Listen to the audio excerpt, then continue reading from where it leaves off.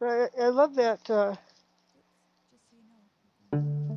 Yeah, that video of somebody going up to someone right after a lecture, Hmm. and the person's doing in the pack up stage. You can see in the corner they have there's another video where in the corner you see the guy's suitcase and his slide projector or something suitcase, and you know that stuff doesn't live in the classroom or in this lecture hall. And so the guy has that. Maybe he's got to make a flight, so he's just trying to answer some questions. And you get the weird change guy sticking a camera in this guy's face and criticizing him for the answers he's given.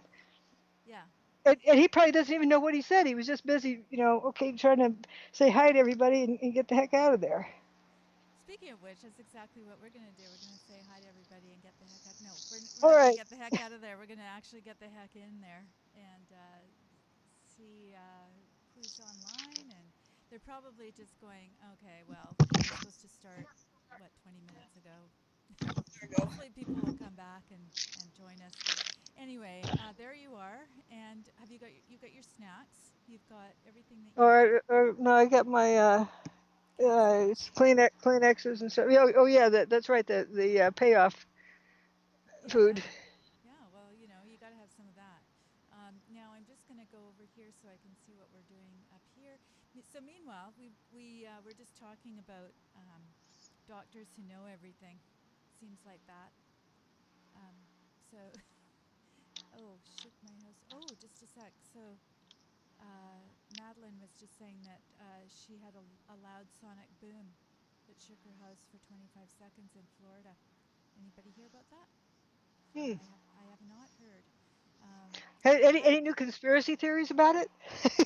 Well, I'm thinking that it'll only be a matter of time, but Yeah, but that's the problem. Why you have also people who want to cover up something. They get conspiracy theories going, so nobody ever looks at the evidence. uh-huh, That's easy way to hide something. yeah. Oh, I think there's lots of really great ways of hiding things, don't you? That's the easiest way. Mm-hmm. And then you get the conspiracy theorists fighting amongst themselves. Mm-hmm. Between two false answers. It's a false choice, and they can never get there. That way, it keeps them busy. It keeps everybody busy. Well, I think that the word for that is distraction. But all these words start to take on a life of their own. Oh Like, no, no, not distraction, just not oh, I see. distraction. Just busy. It occupies them. Think of what the truthers are. They think Mm-hmm. that they're getting somewhere, and they go in this cul-de-sac, and they don't come out. Mm-hmm. Mm-hmm. And so it keeps them from looking at what really happened. They go Yeah. in there and they're trained to not look at the evidence because Judy Wood presents it. Yeah, well, apparently we've got a long list of people. If they present it, then it must be false. I think it's hilarious, though. This week we've had a couple of events where it's been a matter of the so called um, mainstream media having to go back and retract things. Isn't that interesting? But I like one of Oh, one you're of the. talking about the one a week ago with they said Trump. Somebody admitted that Trump said that they were to contact Russia uh, during the campaign, Oh, that was one of and them. That was yeah, and about. then the stock market did a nosedive. An hour later, they came back and said, "Oops, mistake." Yeah, yeah, yeah. No, it's amazing how it's But amazing that how tells you how many people actually take note of the mainstream media and take it seriously. well, it also tells you the latest one is the Donald Trump Jr. thing, because of course they jumped on this idea that he had the information from WikiLeaks before it was actually published, but they had the date wrong on, and the email is the verification of that. And so that's what Scott Adams was talking about today. As much as I disagree with a Hmm. lot of what he says, he said if you have a predisposition to thinking a certain way, then you're going to see that 1-4 as 4, and this is the media itself. These are the people Oh that yeah, are yeah. There's reporting it. there's there's a photographer on 9/11 that was walking around the site taking pictures, and he'd find a pile of junk somewhere and say, "Oh, look, see that shows you, yeah, that was shows that it's an airplane that hit the building. That wire had to be from the airplane. That he saw some wire. Then he saw some tennis shoes. Oh, that must be from the passengers. That's from the airplane. Everything he was looking at was in his mind confirming there was an airplane. Mm-hmm. but a bundle of wire looks like sort of like a taken down barbed wire fence. It's just wadded up wire. A pair of tennis shoes. How would that prove there was an airplane? But everything in their mind. This isn't a dishonest person. It's this confirmation bias. That's Yeah. That's what's like you said interesting about about it. seeing a 4 instead of a 1-4. Mm-hmm. That if somebody is wanting to see it, and that's why bingo is exactly why you need to first look at the evidence before you have any ideas of what the answer is. Mm-hmm. Mm-hmm. Because it will you won't see what's there if you have an idea of what should be there. Somebody's asking about what got us on this topic, and I don't know if anybody knows about Scott Adams. He's the guy that draws Dilbert, and sometimes I tune into his show because I like the fact that he's kind of moved from one idea to another, and he talks about how that happens and blah blah blah. But he also is a hypnotist, or was in his other life, and he talks about the way that people can buy into this two ideas through the same principles as hypnotism. And so he also talks about the art of persuasion. So it's kind of interesting to hear his perspective on things. And Exactly, it's the same thing with anything. Yeah, and how we got started on it was I think that sonic boom or whatever over in Florida. That that how somebody comes up with a story and people will latch onto that quickly mm-hmm, mm-hmm. before they look at any evidence. Yeah. Well, I used to hear sonic booms. I don't know if you remember that, but when I actually lived on a military base for the first few years of my life. So And they we, do exercises. oh man, do they? It was frightening to a little They kid, probably but have fun. They have fun doing it. yeah, well, it's they might, but I didn't. This was serious But stuff because it was during the Cold War, and they were doing maneuvers, as they called them, and they'd go house to house. And I remember my mom getting really mad at them because they came to a birthday party, and they were all in their SWAT gear, and they were driving tanks and all in their camouflage stuff. She just goes out, and my nose started bleeding spontaneously. And she oh, comes over good. and she just goes, "What are you men doing?" Da, da, da. She has her hands on her hips and she's just reeling them out. And then they just hang dog walk away. These real tough military guys, they go away in their tanks. And But the power of suggestion is real strong. yeah. And if you're not familiar, or especially if you haven't been a victim of it, Mm-hmm. or someone close to you, or haven't studied it, you don't see it so much. Like Right. let's go back to a prime example, Fetzer. Fetzer would say on his, in front of people, saying, "Well, it's widely believed that Judy Wood, blah blah blah." Yeah. So it comes In off other sounding words, as I fact. believe it. Yeah. No, he I didn't. believe He it. didn't believe it. He didn't believe it. Well, he's saying it. He's stating it's widely believed, and he knows that this statement is false. But this is how he can get away with saying it Mm-hmm. legally. But the person listening to it hears it as a fact. Mm-hmm. And I noticed the same kind of thing getting played with Trump. Like they say, well, if it's shown that blah blah blah, and that's a crime, and he should be put in jail, and blah blah. They go off of this on this tangent Mm-hmm. as though whatever it was suggested, if it was an if statement there, but then everything else comes off, not just suggesting, but As a statement of hypothesize, fact. as a statement of fact. Mm-hmm. And so that's why in court you have to swear to tell the truth, the whole truth, and nothing but the truth. Mm-hmm. See, that wouldn't be the truth if blah blah blah, and it's a hypothetical, but it comes off and the person believes it as fact. And they've done a whole lot of stuff like that with Trump. Again, I'm not saying pro or con about Trump. I'm just saying I'm noticing the same tactic that was used on me. Mm-hmm. Well, this is exactly why we're breaking it down, I think. And people will automatically go to Trump versus, Clinton versus this versus that. It doesn't matter. Yeah, It's yeah, they don't about, care what that's the what I like facts are. about They go for the yeah. Scott Adams. Yeah. He just breaks it down and says, you see what's happening here? And he explains it. And yet he doesn't understand a lot of things about conspiracy theories. He's very skeptical about most things. But Yeah, he, let me say something about yeah. conspiracy theories. But a lot of people get their feathers up and act like there's nothing wrong being a conspiracy theorist. Mm-hmm. Well, conspiracy is one thing, and theory is another. Theory, you can't take somebody to court and arrest them for conspiracy theory. Mm-hmm. You have to have evidence. Now, do you think And that that might be the reason that Ray Moore's situation has changed so much, because he's actually threatened to take them to court, or he's actually filed the papers, and all of a sudden now we're kind of backing down on, well, maybe I did add something to the yearbook. And what do you think about Oh, that? that was already pretty much determined. That they had Gloria Allred, I think, on somebody had her on a radio show, was asking her about it, and she wasn't going to get caught stating a lie, and the person interviewing her knew about these tactics. I was calling her out. She all but said, but she was doing it was all implication, no statement of fact. When you ask her the statement of fact, she changes the subject. She would not commit to an explicit statement of something. Mm-hmm. Like she knows that there's a yearbook signature and it looks like his, and you know, doesn't she doesn't? How does she know what it's supposed to look like? Mm-hmm. And we believe that it is. Well, you can believe whatever you want. That's not, what was that segment from Andy Griffith? You believe, that's not evidence. That's not proof. Mm-hmm. Or that one. Yeah, belief is not proof. And just because somebody wants to believe something, it's not proof. And they wouldn't let Roy Moore's team evaluate the signature even. Right. What's Well, with that?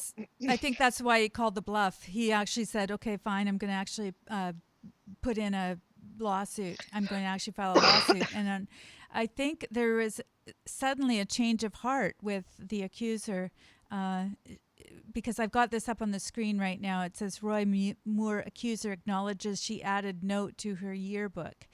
And so Oh, that's amazing. yeah, oh, you didn't hear about that. So the former judge No, says the I haven't inscription is followed a it. forgery. It says, to a sweeter, more beautiful girl, I could not say Merry Christmas. Christmas 1977, love Roy Moore. So she added that apparently. She added, he just signed it, and she added something else, is what we're finding out.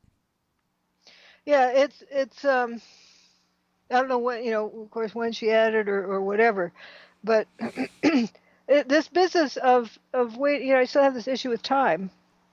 If she had reported something back then, it was, with a time and date stamp on it, like a memo in a police file.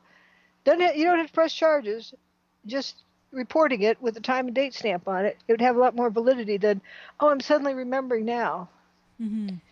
And it is a lot of bad things happen in the world, but if you don't deal with them right away, speak now or forever hold your peace. And it needs to be that way because you can't go back in time. And it's not fair to everybody, because then what's the difference between that and a witch hunt? Mm-hmm. Yeah, I've got He's a this witch. thing I up know in. he's a witch. He's a witch. I know he's a witch. Just believe me, because that person says he's a witch too, so he must be a witch. This one, what I find really interesting about it is it's from CNN. The first news item that I found, like I've heard about it, but I hadn't actually looked at it on the internet. And CNN is actually talking about it. Amazing. On that same note, is another interesting tactic. What was his name? The Stuart Smalley. I'm good enough. I'm I love smart and how Doug. How do you like me? we know him as Stuart Smalley. I'm good Yeah, enough, I and I forgot his like name. Yeah, myself. when he was doing that press conference, I was getting ready to hear that. Yeah, Yeah, kind of yeah. like Oh, you say. that's so funny. I was thinking about that too. Al Franken. Yeah. Okay. It's a red flag what he's doing. He's planning on perhaps listen to the words carefully. He's planning on thinking about resigning in 2 weeks. Sometime in the future. He doesn't Sometime in say the when. future. Yeah, he's not resigning. He's having a press conference to say he's going to resign at some point in the future. What does that tell you? That means he wants you to believe he's resigned already. So therefore, we should go after Roy Moore. Oh yeah, it's all a ploy. It's amazing. As Yeah, soon as you see the but he Democrat, hasn't. But he hasn't resigned. yeah, Why is he? Saying, well, yeah. At some point, they do. They decide they're not going to run again. After they've been in office for 40 years or something. Yeah. It's again, it's this twist of words. And when I see someone doing that, I don't just condemn them for that one act. To me, that soils anything they've said. mm-hmm. That's a really a low thing. It isn't just, like this girl stretching, stretching her story, whatever she's doing, saying that she added that note. Yeah. That soils the whole thing. Mm-hmm. Because how do we know she isn't? It just made up the other part of the story. Well, things are unraveling, shall we say, because we were talking a little bit earlier about truth, and truth has a way of coming to That's the what people light say. at a No, certain that's what point. people say. Nope. Well, I That's believe what that people. it does. That's what people like to believe. But Mm. it's what in 200 years. Well, for those of us that are believers in, that this is not our In only karma. life, there comes a But point, and right, we right. may But not. but like for example, for 9/11, it's so widespread that there's a story I read recently about a woman who's been in a coma for 20 years and then was able to start talking. Mm-hmm. Now, get what that means. For 20 years, and she's now talking and trying to see if she can get mobile or something. Doesn't talk real well. She lost part of her brain, but the other part of her brain developed and compensated so she could start talking. Mm-hmm. And even in a coma, she believes airplanes hit the World Trade Center and killed people. Apparently, that was on the television, and she, what have you missed? And she, she missed 9/11, and she says, oh, airplanes kill Yeah, people. gets into your head. They have the Yeah, news on. even in a coma. Oh yeah, yeah. The nurses are probably watching it all day and night while they were Yeah, supposedly looking after her. talking about it. So look at how strong that kind of psyops goes, Oh, I totally and agree. you I can't think get it's throughout history. I think we could probably look oh back yeah, 1,000 years or 2,000 years, and there'd be things that we think are true that are absolute garbage. So, exactly. Like for 100 years, Copernicus's stuff, mm-hmm. Yeah. and it's lots of stuff like that. So, but it feels good to say, "Oh, the truth will come out." People like to say that, just like the other cliche of "follow the money." Oh no, it's not a Eh, cliche for me. I mean, I feel that this is not our. I have a pretty strong belief that this is not our only gig here, Right, and that it will come out. Maybe not in this particular right. But physical realm. back to the Roy Moore thing. The fact that it's unraveling when it is Uh is huh. uh, is interesting. Uh huh. Like, Yes. how did somebody get it to start unraveling? Because they haven't had the. Isn't it this coming Tuesday when they vote? Well, I think this is what I'm trying to say is that I think it was because he called the bluff and he said, I'm going No, to. not necessarily. Well, I think that's Uh, what most people are saying that I've heard is that she seemed to come out when they were doing discovery because he wanted to have the evidence put forward because they put. That's what happens, right? When you do a lawsuit, suddenly you can do discovery on the other person. And right. where they weren't allowing this yearbook to be released, now it's being ordered to be released. So now she's sort of going, well, maybe I did add something. So that's what I've heard. I don't know if that's true or not. Yeah, and if she didn't admit that, would she be in bigger doo doo? Because Hmm. I guess they can analyze the ink and how old it is, and Well, you know what? you know. You know what the reason is? I like all read. The old the sleazy lawyer that always gets ahead of all Hmm. these stories. She says because Beverly, the lady that made the accusation, indicates that she added that to remind herself of who Roy Moore was and when and where Roy Moore signed her yearbook. So does That's that sleazy. sound like something that was just a note added to the most wonderful girl? What was it? Something, something that No, no, it isn't like this person is so and so. No, But no, it's still she's not. It still hasn't been determined that he signed it. well, and it gives it away when it's to a sweeter, more beautiful girl. I could not say Merry Christmas, Christmas No, 1977. it hasn't even been shown that she added to his signature. She could have written the entire thing. Oh yeah, that's absolutely true. But it doesn't doesn't really matter because she's admitted that the Right. part that was supposedly evidence is no longer evidence. Right, but the interview that I heard, Hmm. to me, it was loud because again they're trying to get her to make an explicit statement, and she dodged it every which way. So like, what are you afraid of, lady?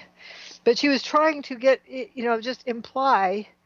It's like she knew what the truth was, but was trying to imply and get people to believe it was Roy Moore's signature and stuff in the yearbook.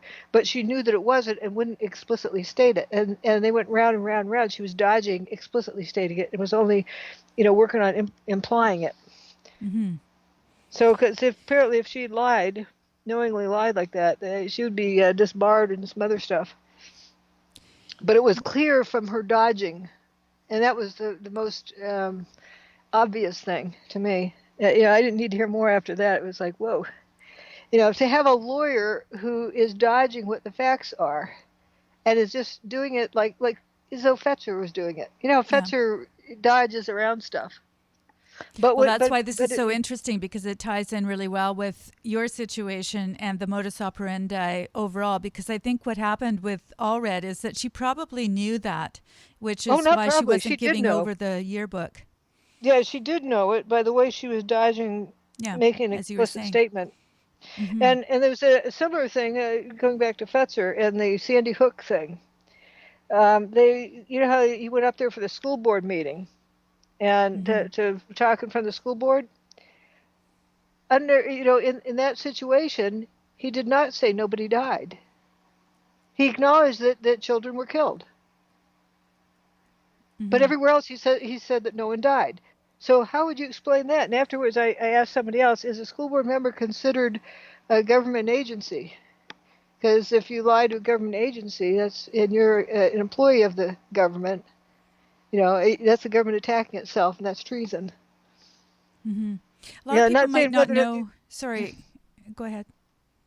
That's not saying that they would prosecute him for it, but they could. And so when they have so many things over his head, that sort of blackmails him into doing other things that they want him to do. Mm-hmm. Like, the 9/11 hearings in Vancouver and in Toronto, just outside of the national border. So they weren't on U.S. soil. Mm-hmm. At that time, they were forbidden from doing U.S. soil. Not that they would necessarily be prosecuted, but they could be. It's something to hold over their head. Because they could be prosecuted for treason any time if their boss didn't like what they're doing on something else, something unrelated. Mm-hmm. So it's just they have to stay within certain rules, or it's like it's a blackmailing kind of thing. And so when Fetzer was at the school board meeting in Connecticut and stated on the stand, he agreed that children were killed. Off the stand, he says nobody was killed. What does that tell you? You know what I find interesting, too, when I'm looking for this, I found the story, but apparently it's been removed from veteranstoday.com. I guess they actually had the Fetzer story in there. But which Fetzer story? The one that you were just talking about. Where I don't think anybody else has presented this. I was trying to get somebody to post the video up with pointing this out. Oh, and the contradiction. It's up. It's just been removed. The video of him with Captain Crunch. Yeah, that's what they're calling him. The guy looked like. Wolfgang wasn't. Well, yeah, he was there, but there's another one there. They also had a lawyer there, kind of like telling what they should and shouldn't say to keep them out of trouble. The video's been removed. The third guy who was with him, dressed up in like a Patriot outfit costume, and they're calling him Captain Crunch because that's what he looked like. Well, so for people that don't understand the Fetzer connection, let's just remind them what was happening with Fetzer, because how did you initially get involved? He was put on to you, basically. Yeah, and Stephen Jones handed him off to me. I contacted Stephen Jones, and then he had Fetzer dealing with me. But Fetzer pretends to be supportive, but then he stays, he keeps his hands off the direct, so there's no paper trail. Right. And he pretends it's accidental, and he's done the exact same thing with James Tracy. He apparently wrote these letters, with the letters that of James Tracy apparently sent to or published in the newspaper about the Noah Posner not being a real person and nobody was killed. That's pretty horrible that he wrote that. He didn't write the whole letter. James Tracy did. Fetzer wrote it, and James Tracy changed a few things in it and sent it off as his own. So Fetzer, that's just his MO. He coerces somebody else into doing the dirty deed, and he sits back. So the other person gets hung for it. So what about Wolfgang? I don't know if he was just a useful idiot or what it is. He sure seemed like it. Uh, but notice Fetzer never sticks his finger in the pie. Mm-hmm. And here's James Tracy. He's been had his trial this past week or so. I think we went on for 2 weeks. It's going to the jury on Monday, I think. And they've tried to reframe it as a freedom of speech issue, that claiming he was fired for because they didn't like what was on his blog. No, that's not it at all. It's that he's paid a full-time salary. Being paid a full-time salary doesn't mean you moonlight. Mm-hmm. You're supposed to be preparing for your next class, or developing a new course if you're not actually teaching a class then, or um, grading papers, writing scholarly papers. uh, you're not supposed to be off doing your hobby in your office. And he was doing a podcast, and he did it in his university office using university equipment. Mm-hmm. On he's on the He's pretty clock, and shameless. right, but it isn't that just doing that, but how much he's doing. His blog was humongous, very extensive blog that he had a lot to do with. And when I was teaching, I didn't have time to even get home to cook dinner. It was you're just running on the treadmill as fast as you can, and the university owns your time. If you develop something while you're a salaried employee, that gets patented, the university owns the patent. I mean, it's they own you. They own you. So to make sure that if you're doing something outside, like consulting work, that it's not a conflict of interest with the university, every year at least, or sometimes every 6 months, you fill out this paperwork showing where your time is going to.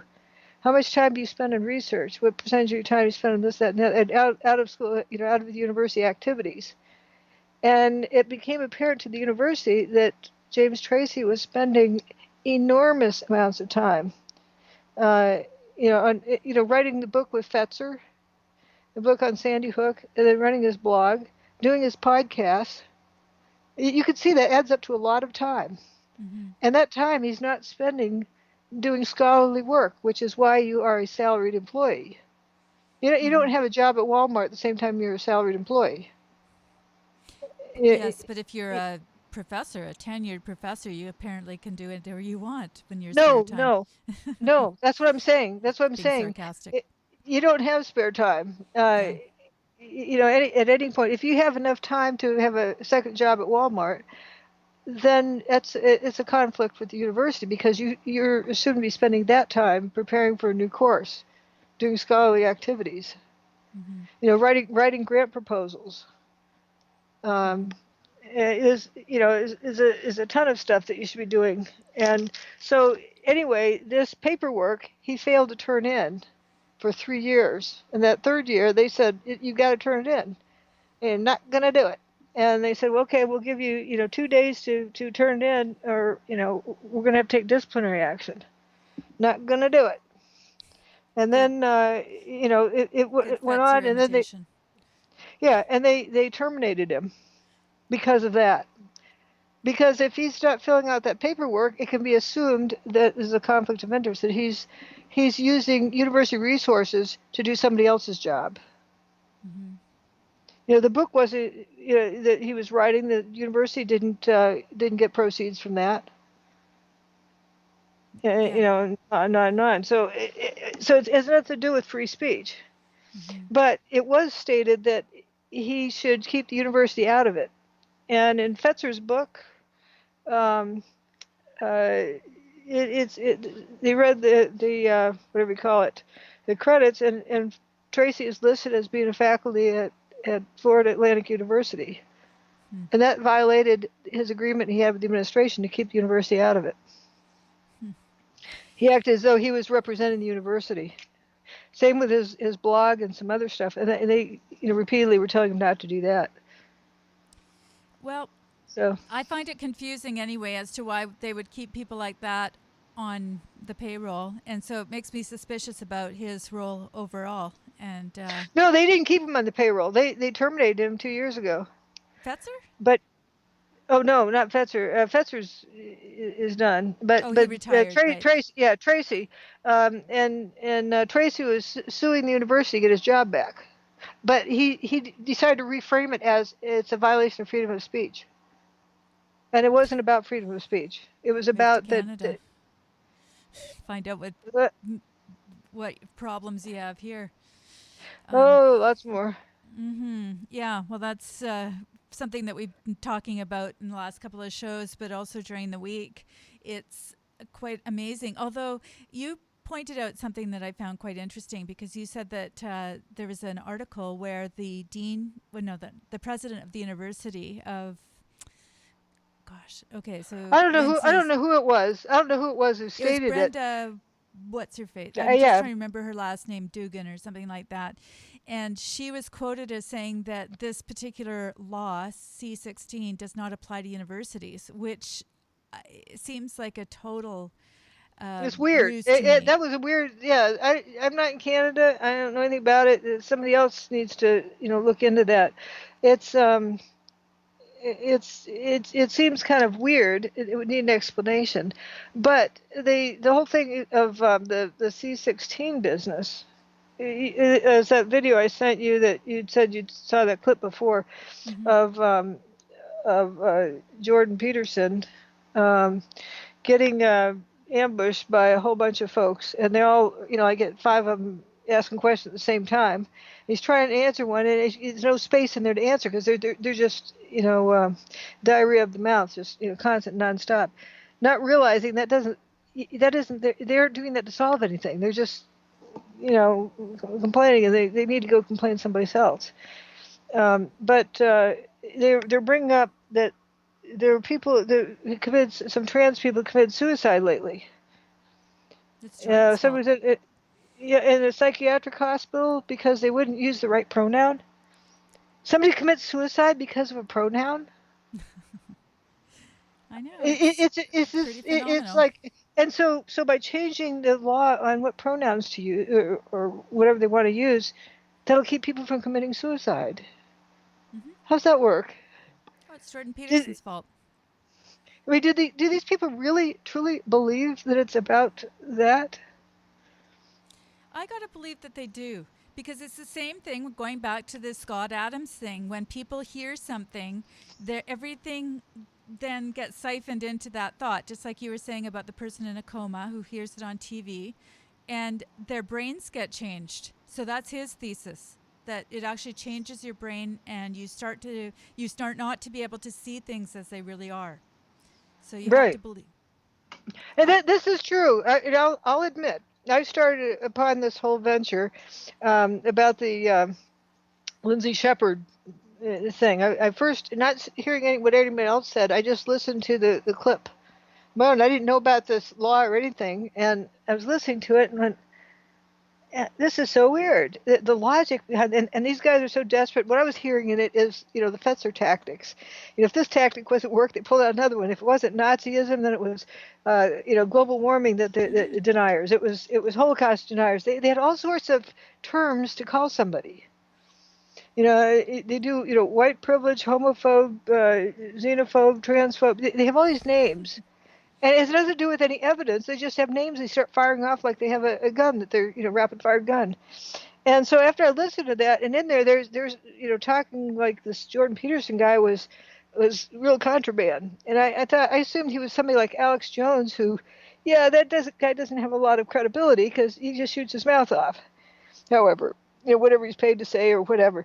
And so I was assuming it was like that. So here initially, my first impression was that Jordan Peterson's a crackpot. Because what these university people were saying in that tribunal, about him. And then I started listening to him, and I'm going there skeptical.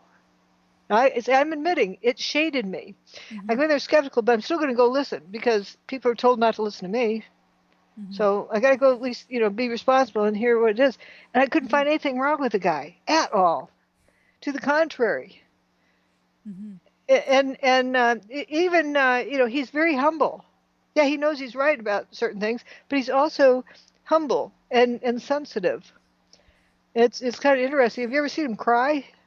Yes, I have. Yeah, he starts talking about something and it just strikes him. He doesn't hide that. He's just real like that. It's just he doesn't know why it's making him cry, but and he stops and he's thinking, figures it out loud as to why he's crying.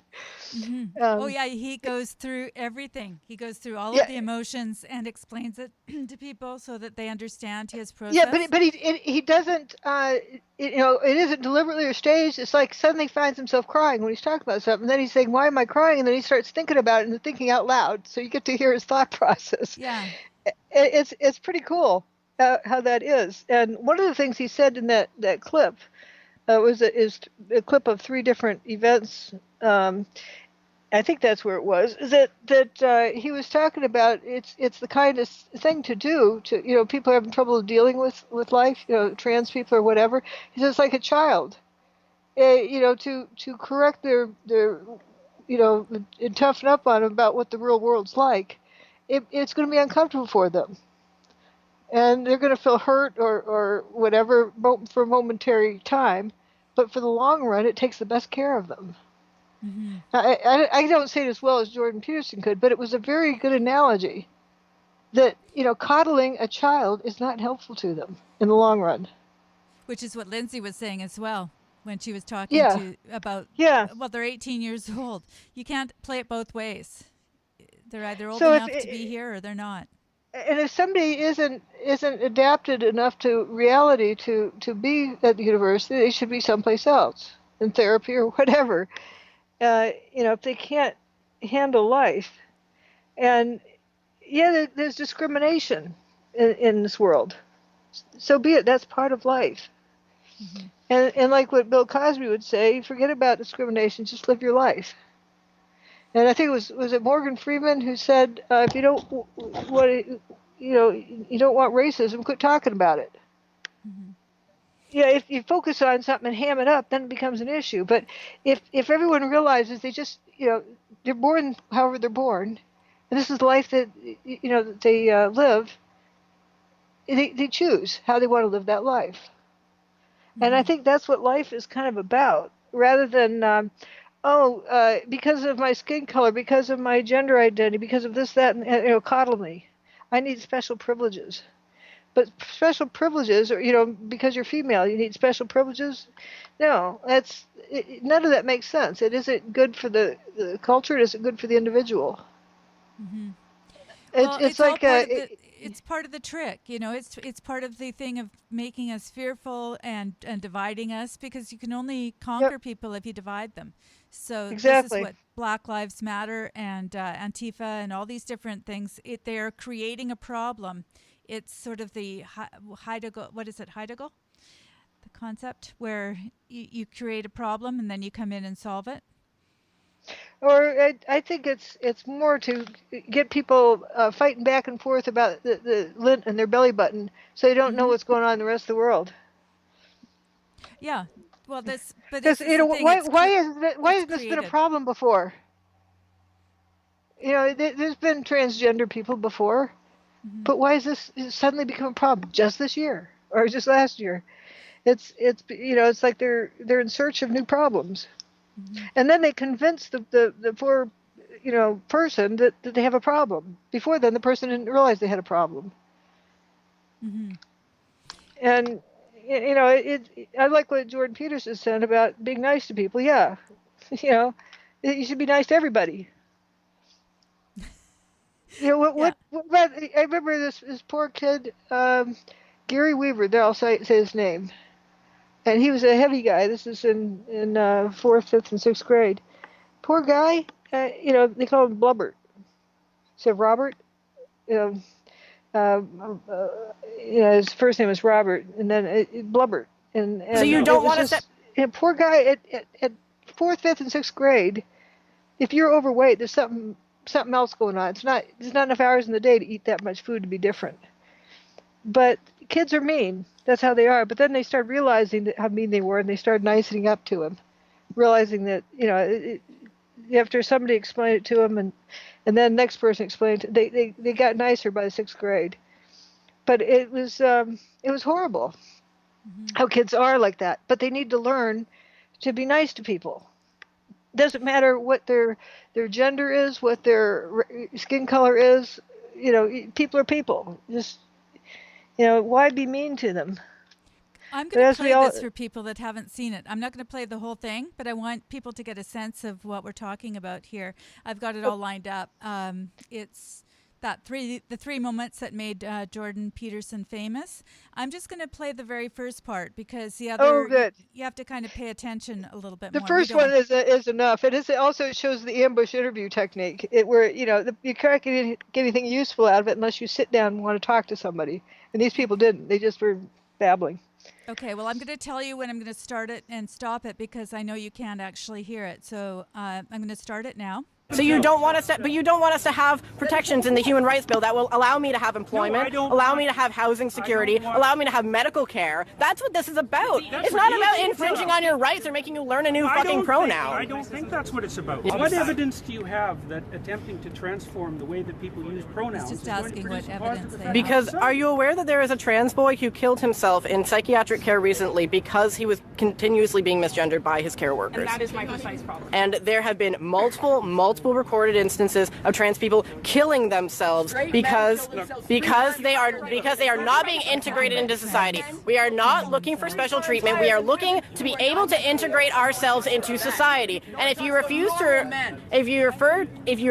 refer to us by our pronouns, which is not allowed to ask, singular they pronouns go all the way back to Shakespeare. It's not a new thing. If you refuse to let us integrate ourselves into society, you create alienation that results in suicide. We are in a suicide epidemic right now. What are you contributing to this as a psychologist? Man, you know, you're almost impossible to talk to. You're so full of rhetoric that it's impossible to listen to you. The feeling I would is be more mutual. than happy to listen to rhetoric. Yeah, I was really. devoid of rhetoric. And yes, actually, I don't really think I am a rhetorician. Just so you know that. And you know, like, it's very hard to listen to you. I mean, it's very hard to attend to you because you rattle on in with your ideological speech. It's not ideological. It's personal. I mean, that's what you personal. You haven't said a personal thing. I'm talking about something that affects my community. I just asked, would you refer to me if it wasn't for this law? And I asked you to refer to me with they them pronouns. Would you? And your answer was no. Not if I was compelled to. But we're saying if you weren't. You just said no, and then when I started asking you about, you said it wasn't a solution. When you were asked, what is it not a solution to?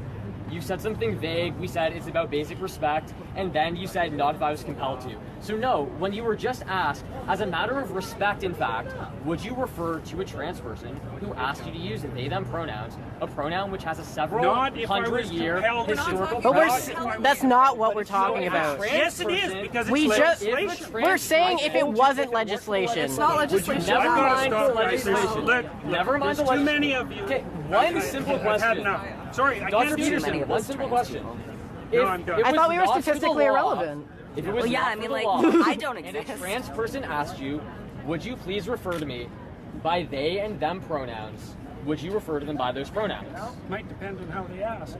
So no. Why do you have the authority to determine whether or refer not to me. Why do I have the authority to determine what I say? What kind of question Why do you is have that? the authority? Let me finish. Why do you have the authority to determine whether or not an individual is worthy of you using their pronouns? Like if I asked you, would you please use they them pronouns for me? What?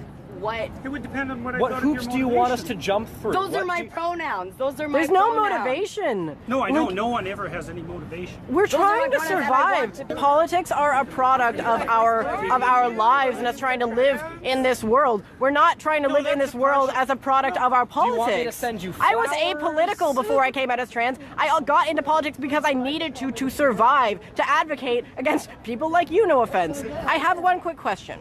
Okay, so they them pronouns are written into the Oxford English Dictionary, the Merriam-Webster Dictionary. It's actually the word of the year this year, and it does have historical continuity all the way back to Shakespeare. It is objectively an English word, singular they pronouns, grammatically correct. Do you think that you can choose to not respect something that is in the English language as a professor, as an academic, that you are going to that you are? Absolutely. I am choosing But you're to do what? Well, I'd like to encourage people struggling with this to be kind as their first impulse. You know, we call somebody what they want to be called in our society. For instance, I don't call somebody Julie if they prefer to be called Jordan. That's just basic human courtesy. Here's a great little tip for people who are despairing at the possibility of remembering all those pronouns. What I do is just program in the pronoun next to the person's name in my smartphone. So whenever I'm out and about and I've forgotten whether one of my trans friends uses ze or zer or they or them or something else, I just look it up and it's really super easy. One thing I'd like you to really look at in regard to this controversy is to watch out for who's getting centered in a discussion. Political correctness is code that powerful people use when they're annoyed that they're actually not the center of attention in any given discussion. And Bill C-16 is actually not about cisgender people. It's about protections for transgender people. And that's not, it's not about Jordan Peterson. So, we should have people learning to listen more. We have 2 ears and 1 mouth for a very good reason. When things get political, I like to ask who benefits and who gets to decide the rules of the game. So, mostly with this Peterson controversy, which is really just a small drama, a tempest in a teapot, he could just get over learning to program a few pronouns into his phone. By the way, I only have half a dozen or so that I actually use on an everyday basis, so it's not all that difficult. Professor Peterson, Professor Peterson, good jumping because I think Professor Peterson wants to get in on that. Yeah, well, kindness is the excuse that social justice warriors use when they want to exercise control over what other people think and say. So, if we're bandying back and forth our differences in values, I would say that the highest possible value is truth, and that one of the concomitants is that we need stringent protection for freedom of speech so that we can utter the truths that we see fit. And I think that that's a value that's much higher than kindness, for example. I mean, there's lots of situations in life where kindness in the immediate present is not the appropriate way to react at all. But so, for example, when you discipline children, you often hurt their feelings in the short term so that they can learn to behave properly in the medium to long term so that their lives go well.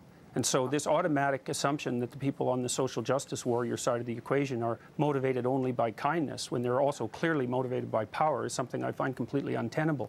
And I don't think that Pete's solution to program my cell phone so that I can remember what names people need to be called is a reasonable solution at all. We're actually supposed to now use electronic devices to bolster our ability to speak freely How do in you case remember we names, offend Jordan? someone? Is it so difficult to remember a pronoun? You remember somebody's first name, you remember their telephone number. I mean, I think that it's I don't remember people. I'm going to cut in now. We've been watching this, and it's really interesting because some of the people I think that are viewing have not seen Jordan Peterson before. And I highly recommend that you take a look at him and some of his videos, because this is just a brief introduction to what he's had to deal with. This was from, this says it was posted on October 9th, 2017, but in fact, he started this whole thing last year at about the same time. And he has been put through the ringer. And I think that Dr. Judy can relate to a lot of what he's had to deal with, really. I mean, it's just amazing. So tell me what you think about that clip. Oh, so when there's like the 2 clips, the first one, it's amazing. They of course ambushed him, but they're just running their mouth. He did an amazing job dealing with him. It was interesting. He said he was going to walk away, but then he turned around and stopped. And if there's any hope, he really was caring. If there's any hope of communication, he wanted to communicate with these people. But they were, in my own terminology, I call it just rattling off a list of talking points. They have memorized all these statements to say, and in those statements, something about you're making this personal or something. And he says, you said nothing personal so far. And it was just all, he calls it rhetoric. I call it talking points. It's just, buzz phrases that everybody's repeating. They did the same thing with 9/11. They don't think. It's just running off this like diary of the mouth. Well, Bush's cousin, somebody Walker, and was in control of security. Then we have Larry Silverstein, some story with that. Then put options, stand down orders. There's all this stuff. What does that stuff have to do with what happened to the buildings? Mm-hmm. It's you're supposed to decide somebody's guilty based on these stories that get told. Or the BBC one, and if you stop and think of that one without being biased. The BBC announced ahead of time because CNN said it, so they didn't want to be caught not saying it, and so everybody jumps on the bandwagon, about Building 7's demise. But if you flip it the other way and say, why on earth would they have top secret information they'd be spilling out on the news before the building collapses? What logic does it make? It's why would the BBC know that? It's if you stop and think, these things don't make sense. But it makes for good storytelling. Somehow that's supposed to drum up some suspicion so that the person who hears these things believes somebody's guilty based on the suspicions that get dredged up, just like the Roy Moore thing. Mm-hmm. That it formulates it. Yeah, it does change the person's brain chemistry, I think. So they don't even debate it in their own mind again. It's this person's guilty. Mm-hmm. End of story. Based on whatever storytelling, just like the people who say whoever's guilty about 9/11 is based on the stories that they repeat, but it has nothing to do with facts. Mm-hmm. So it's an easy way to sway people. But anyway, so that's what I saw in that first clip, is these people just rambling out their talking points. They weren't looking to get a solution to their issues. They're just wanting to trample. Sorry, I just wanted to let you know that I've stopped it at a certain frame for a purpose, because there's some people lined up behind Jordan Peterson, Dr. Peterson, and at what point in that video? So he's got his hand on the shoulder of the fellow that is kind of losing it. He's a fellow with the stripes. Early on, where he kind of pats him on the shoulder, like, chill out, like, everything's okay. So he's coming to Peterson's defense, and so Jordan Peterson turns around. No, I don't think he was coming to Peterson's defense. I think he was just trying to tell him to chill out, relax, everything's okay. No, he's one of his supporters, all those people behind him, and I think they're people from his class. But anyway, I'm pretty sure that's the way it is. I was thinking that the guy was coming unglued, and Peterson was just saying, "Come on, you calm down. We can be civil here." That's one thing Peterson's really good with. Yeah, you'll see that the guy's starting to get riled up, and he just turns I see him around. kind of winding his hand up. Yeah, and he chills him out. But I think he was just trying to keep the whole crowd chilled out. You could be right, but what I saw in that, doesn't matter what side of the fence somebody's on, Peterson was trying to keep things from escalating. Well, I would suggest that he probably wouldn't touch somebody if they were on the other side. He had to be very confident about the situation. He might get in trouble. And I think he was being very careful about the impression that he was leaving. So I'm going to stick with my idea. And I do think that but you agree with me. He was keeping it from escalating. Well, this is what I'm saying, is that if you actually look at Jordan Peterson and you see his body language, which is why I stopped Hands it there. Hands in his pockets. He's able to deal with the entire crowd, including the people that are coming to his defense, in a very... And he's not just walking away. He's trying to see if there's anything meaningful. Then he finally puts his hands over his ears, like, with 5 people talk at the same time. It's like he can't answer him. And he's trying to tell him that if you want me to answer, you got to, one at a time. And they actually do that. Well, can you imagine if everybody actually did that in a crowd? And so he's setting an example of how we can actually talk to one another. He's surrounded by people who are being incredibly rude and mean, and people who are supporting him. And he's able to take the entire thing into the context of, I'm going to demonstrate how best to, speak with one another. I think the whole thing is him using his skills. Yeah. And then you see, the person with the long hair that everyone got quiet while that person talked. Mm-hmm. And so it was working. It was quite good. There's a lot of people there, but it was, he was trying to train them to be respectful. Exactly. And that the other clip, it was just interesting that the one that he was calling a social justice warrior, or he was talking about social justice warriors, and that guy was defending him or something like that. But that other one was talking about how Jordan Peterson won't let anybody talk, won't do this one, and it turns out he's the one that's not letting Jordan Peterson talk. Mm-hmm. But it was amazing. He was going on ranting. This one guy on the right, and Peterson's just patiently waiting for his turn to talk. And he starts to talk, and the guy mows him down again, talking over him. And Jordan Peterson keeps trying. But that's where he made the analogy with, a small child. You make them, they're uncomfortable, and you might hurt their feelings, correcting something they're doing. But in the long run, you're helping them with their life. So how does this help us when we're thinking about things like, okay, so the California fires, we're talking about all sorts of different things that basically have the same, Oh, and the people, reminds me yeah, of Jordan Peterson in the yeah, middle, and all exactly. these people are talking around him, and he's trying to get people back to the essential truth. He's talking about truth. So tell me how you would interpret this particular clip when it comes to things like the California fires, for Yeah, instance. I wasn't physically oriented around people, but they were essentially doing that. They're all in this rant, and me and Andrew did this discussion video, and it was you're right. I hadn't seen that analogy. It's very much like that. It's like, way, I want my way. Is what the protesters are doing. We want you to agree with us just because we want you to. They don't. It's nothing to do with truth, facts. It's all about we want you on our side. It's like a football team. We want our team to win. Mm-hmm. Any which way, it doesn't matter if somebody cheats to win. We want rah rah rah, let's win. And they weren't listening to what Andrew and I were saying, which was, if you want to know what happened, you got to study the facts. You can't say it based on one frame. As I often, simply say, and I probably should find a better analogy, but it's like a murder occurs in a house that had a white car in front of it. So therefore, every other house you see a white car in front of, a murder's occurring in it.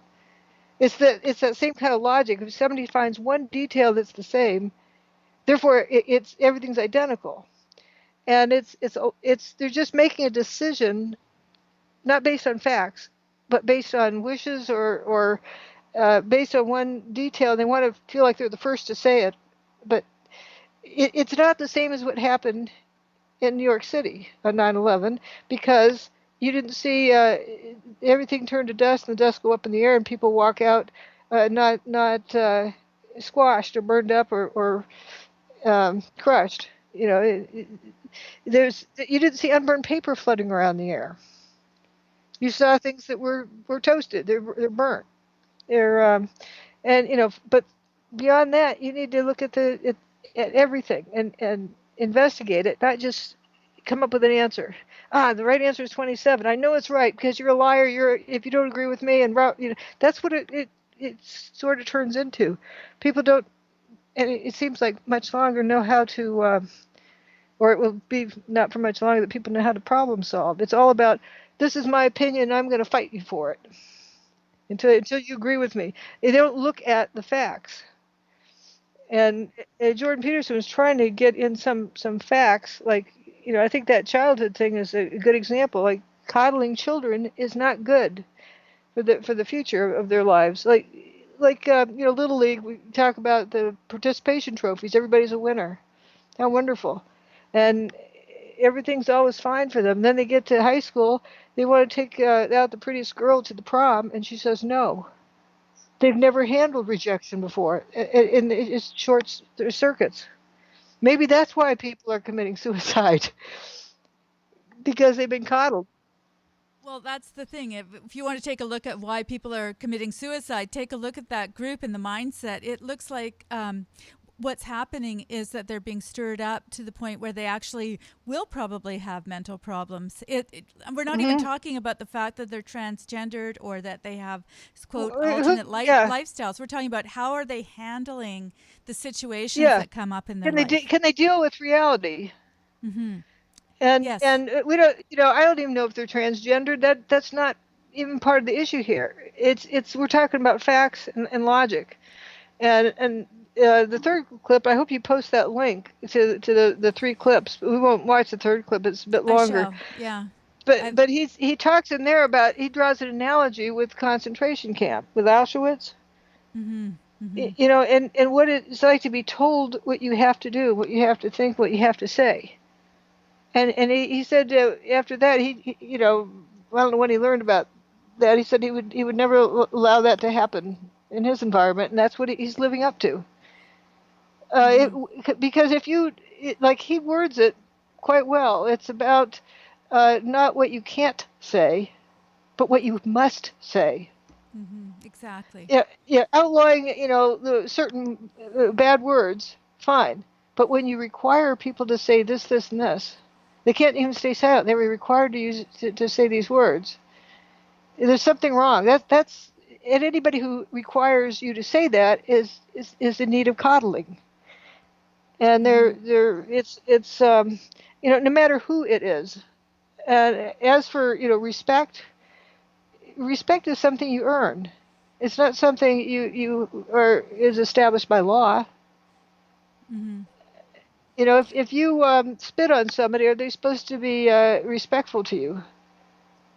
It's and I like the analogy. I think it also points out about when children play. And they roll around and punch each other out, and then they figure out how to negotiate their situation.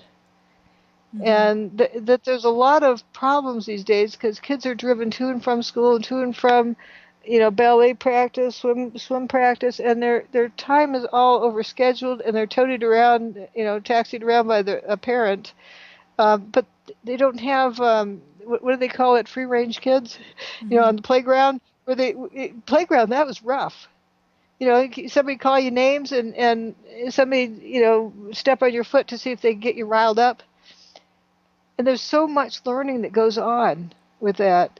Even in preschool or kindergarten, you learn not to steal somebody else's crayons because they're going to get mad. And if they get mad, you're going to have to live with those consequences. And do you want those consequences? Do you want anybody in the class mad at you? And so it's a negotiation, and it's tough for parents to stay out of it and let the kids sort it out.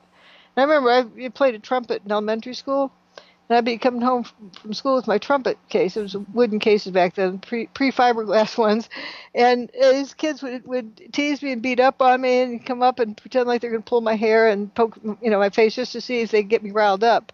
And one day I spun around with my trumpet case, and pop, pop, pop, I would like to have seen that one. They didn't mess with me again. Don't mess with me. You messed with the wrong girl. That's what they said about Shepard, Lindsay Shepard. So I've just posted this, by the way. Other people might deal with it in other ways, but I learned how to deal with it. Maybe that's why in high school I rode in bike races and won bike races. Then I knew I was okay. I didn't need to prove it by, who had the prettiest outfit and who had the most expensive dress. And, I didn't get into that game. You were a tough because I knew I was okay. Mm-hmm. Yeah, a lot of people don't know that you were a competitive biker, bikeist. Bike racer. Yeah, bike racer. Bikey, but if you're first across the line, you don't have to wait for the jury. I don't know how people could handle the gymnastics business, and wondered if the jury was right or not. But you're first across the line, you won, and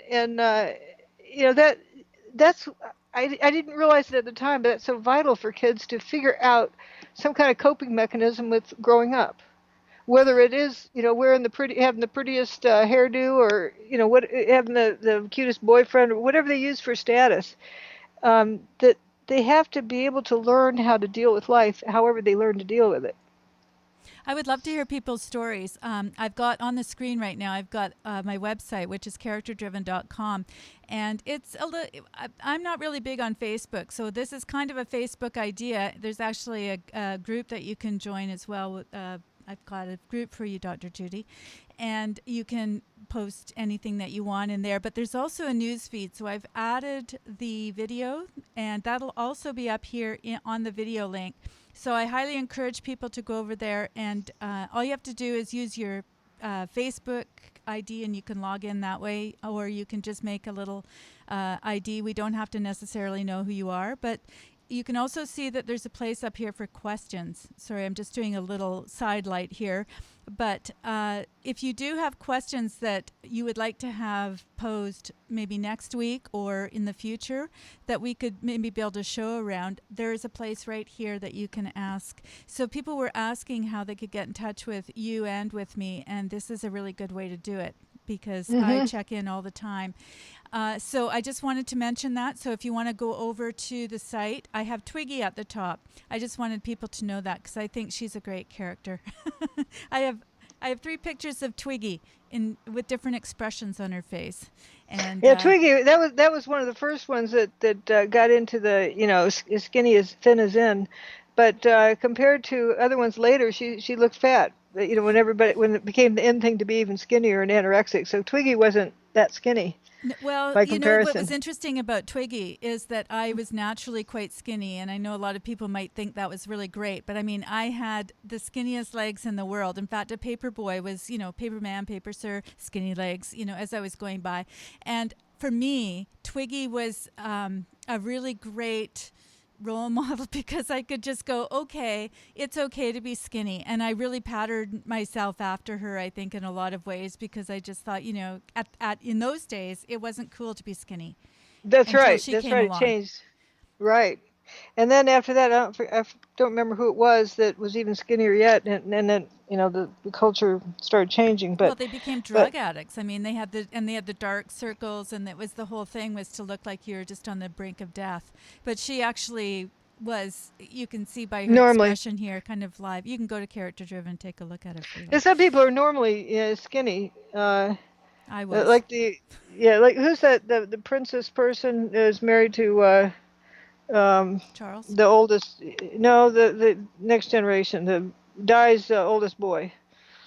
Oh, The William. Yeah, Catherine. I guess was her name Catherine. Mm-hmm. Anyway, that she is naturally skinny. That she looks anorexic, but she naturally looks like that.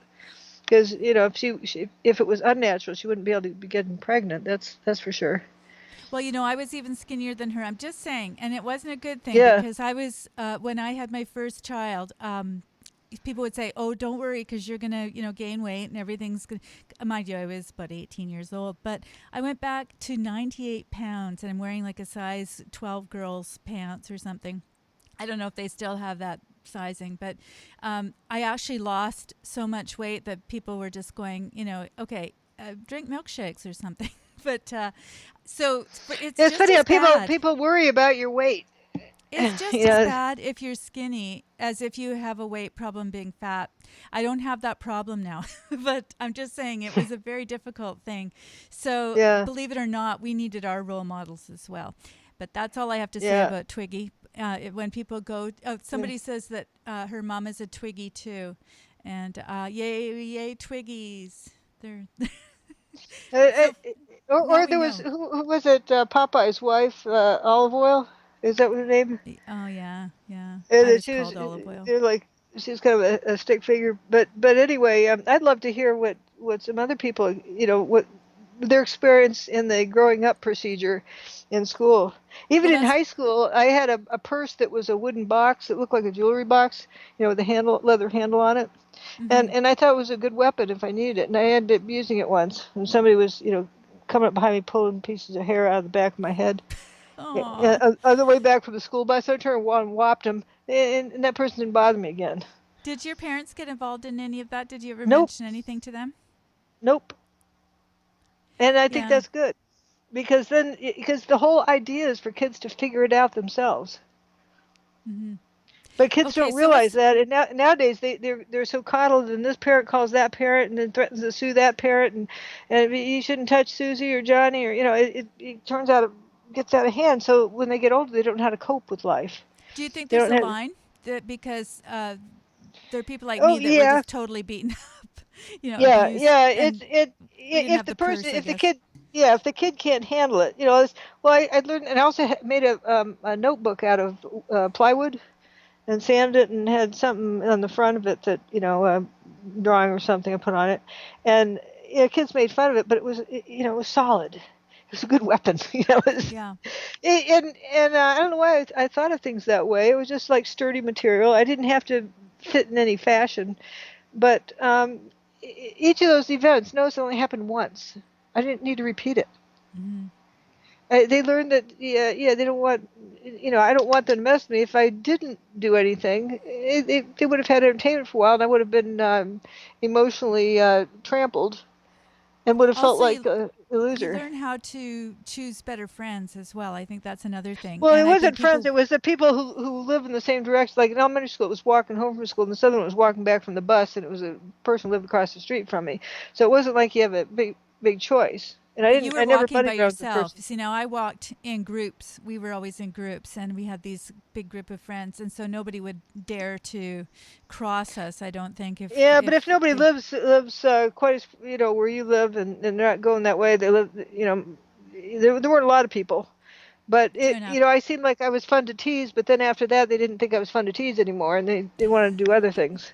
I wonder if they've followed your work. I wonder if those same people have actually seen what you've been doing in the past 10 years and followed anything. Wow, that's Dr. Judy. She's the one with the trumpet. Or the trumpet case that spins around. Don't mess with her. No, I would say not. But nowadays you don't have that in kids. I've heard the term calling it free range kids. Let them, at least. And I think it was Jordan Peterson that suggested that before school in the morning they should have the playground open for that. Yes. Maybe have a supervisor there to make sure that sometimes, but let kids explore. How to negotiate with each other. Because if kids don't know how to do that, you have a big problem in the culture later on. But even like remember Little House on the Prairie? They showed it from the stories that she actually wrote.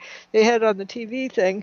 They kind of teased it, going like the Nellie character, and how she would do bad things to them, and they grew up. And it was part of normal for kids to do that.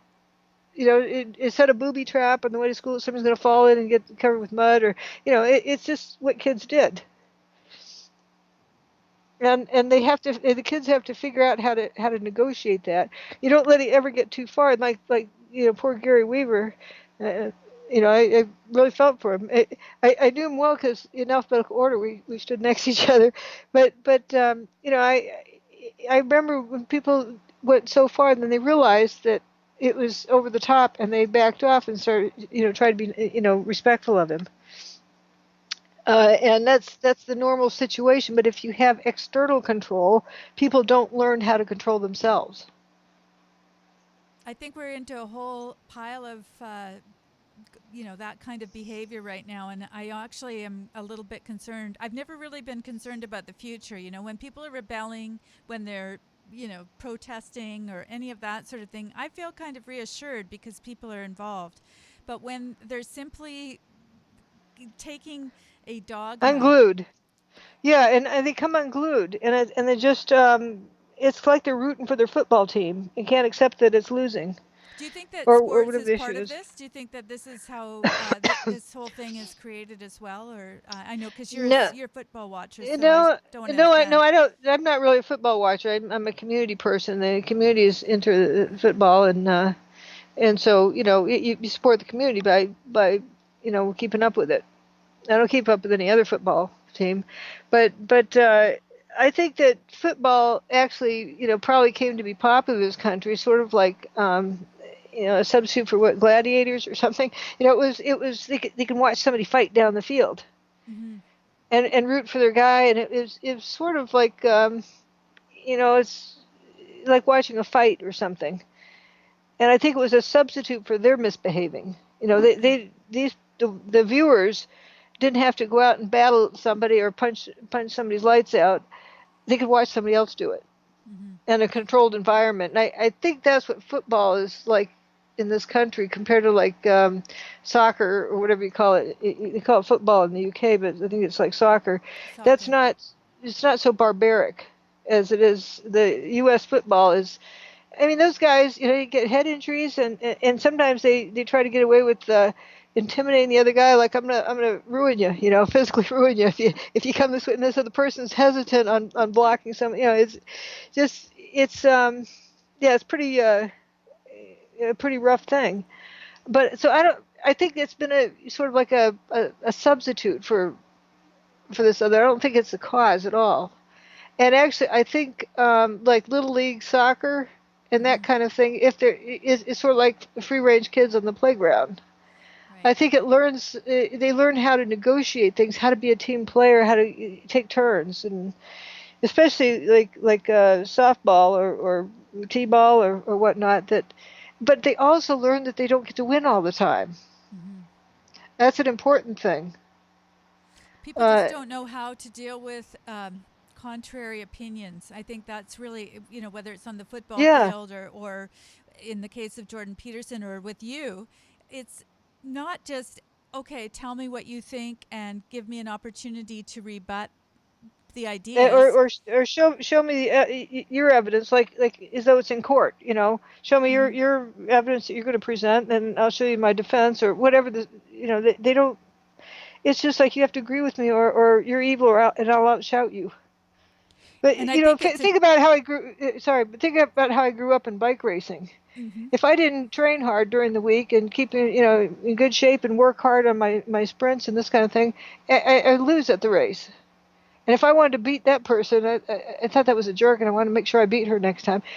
Man, I'd go out, make sure I rode hard and got myself in condition so I could do that next time. Or if when you come back from a race, when you're driving back from New Jersey or whatever, you'd be reliving the race. Well, I should have, dove under this thing and should have, attacked on the hill over here. And you're going through all the things you wish you'd done differently. And so the next time, you've already played it out in your mind. You know what to do better, and so you're figuring out how to improve yourself on that. And whether you win or lose, there's consequences of things. And if you don't have consequences, how can somebody learn anything? Or maybe I could learn that I'm not good at it, and I should go do something else. Mm-hmm. You think get my jollies? Yeah, I think we had very different childhoods. I mean, mine was theater and filmmaking and that sort of thing. But I think the principle is exactly the same. Yeah, exactly. You're doing something I didn't get hands-on. into I didn't get into the chorus in high school or and do that kind of singing. I was in the orchestra, but you pick what you're good at and what you like and what works and what you're successful at. You don't go out for cross country running if you don't like to run. Mm-hmm. And you can try, and I always used to be appreciative of the people who lost, because otherwise you wouldn't have anybody to beat. Right. So Yeah, again, I'm nobody kind of going raced. back to this thing with the fires, because I think that there's somebody else that's asking, and what I want to do is approach it a little bit more philosophically, because what people often will do is they'll say this was seen, the blue flash or that sort of thing. I think there's a lot of reasons for all of these things being exacerbated. There's partly the fact that fires are the way that they are, but think about the fact that there might be things that can create that kind of environment in a city or in a more urban environment, which is what's happening right now. There's a lot of effects that can take place when you've got smart meters and you've got all these different things exploding. Like I say about the tornadoes. We can't necessarily prove it in this case, but it's definitely something to look at. But it's not like it's just you have to look at things. You can't say, oh, this is what it is. Boom. And also the other thing with the federal lands being, the federal government grabbed up a lot of private or state land, like what used to be for the logging industry, and the federal government took it up so we can log that area anymore. And so how does that change things?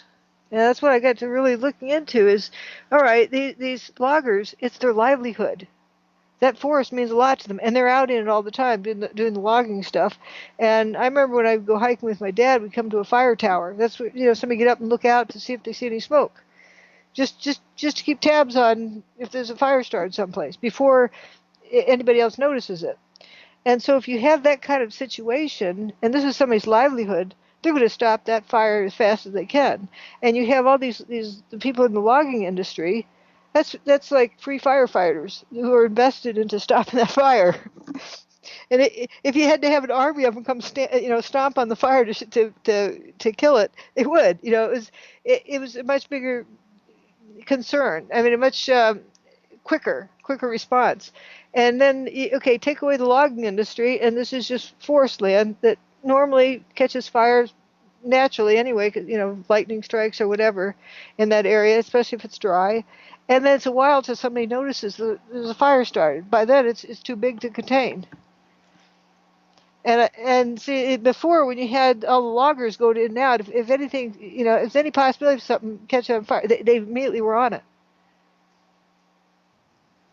Yeah, and again, the idea of the trees not burning. I've got this footage going in the background. I don't want to go over the wildfires yet again, but I think it sort of ties in with what we've been talking about, how when we're fed certain ideas, whether it's that this is a natural fire or it's an unnatural fire, it could be somewhere in between, and it's important for us to take a nuanced look at it. Yeah, So I'm yeah. Or looking it could right be now. it's a natural fire, but it gets out of hand quickly because there's no loggers around, watching things, and then B, once it gets out of hand, it's extra dry. You can say it's weather control that dried up the weather or whatever, and then you have the electrical environment, like I say about the super duper tornadoes in the Midwest. There's what we need an environmental impact statement of all these cell phone towers. It could be unintended consequences, but it's not like somebody's, deliberately shooting a laser gun from outer space, at this neighborhood or that neighborhood, or a special DEW weapon or something like that. If you're gonna, you want to just state that because you feel like that, but you need to have evidence. Mm-hmm. And I've yet to see that kind of evidence. There's anomalies in everything. Nothing is exactly, the same as anything else. And so, but if you're going to say it's like the World Trade Center, I'll go back to that particular issue. The World Trade Center was not hot. People were walking around there, and the building, dustified above them. Most of the dust went up and blocked out the sunlight. But then these people in Stairway B looked up and saw blue sky. They weren't crushed, and they walked out on their own power. There weren't any cases in California of fires where, if somebody got burned up, they're dead. They didn't walk out, and you didn't have unburned paper flooding around. So the unburned paper is the big thing. When people are looking at the evidence and you're thinking about the same technology, a DEW weapon, for instance, take a look at some of the similarities and some of the differences. And one of them is that, like a microwave, the paper does not burn. But also in California, did you see, an ocean of nano-sized dust that everything turned into? No. You didn't have, complete dustification where it's, and also the particles being much smaller than anything anyone had ever seen. But as that Canberra fire, I think it was Canberra that you gave the link to, that was incredible. It's like it suddenly takes off and it's faster than, and then, but it's weird stuff that goes with it, but that's apparently how those fires are. The little sparkly things that are flying around, the little, it looks like embers, but it's really weird. It's how dark it is. But the idea of just jumping on a bandwagon and then becoming obsessed with that. The answer is 27. I know it's 27. I'm not going to think of anything else. I'm not even going to look at what the problem is. I know the answer is 27 because there's the same white car parked out front. Mm-hmm.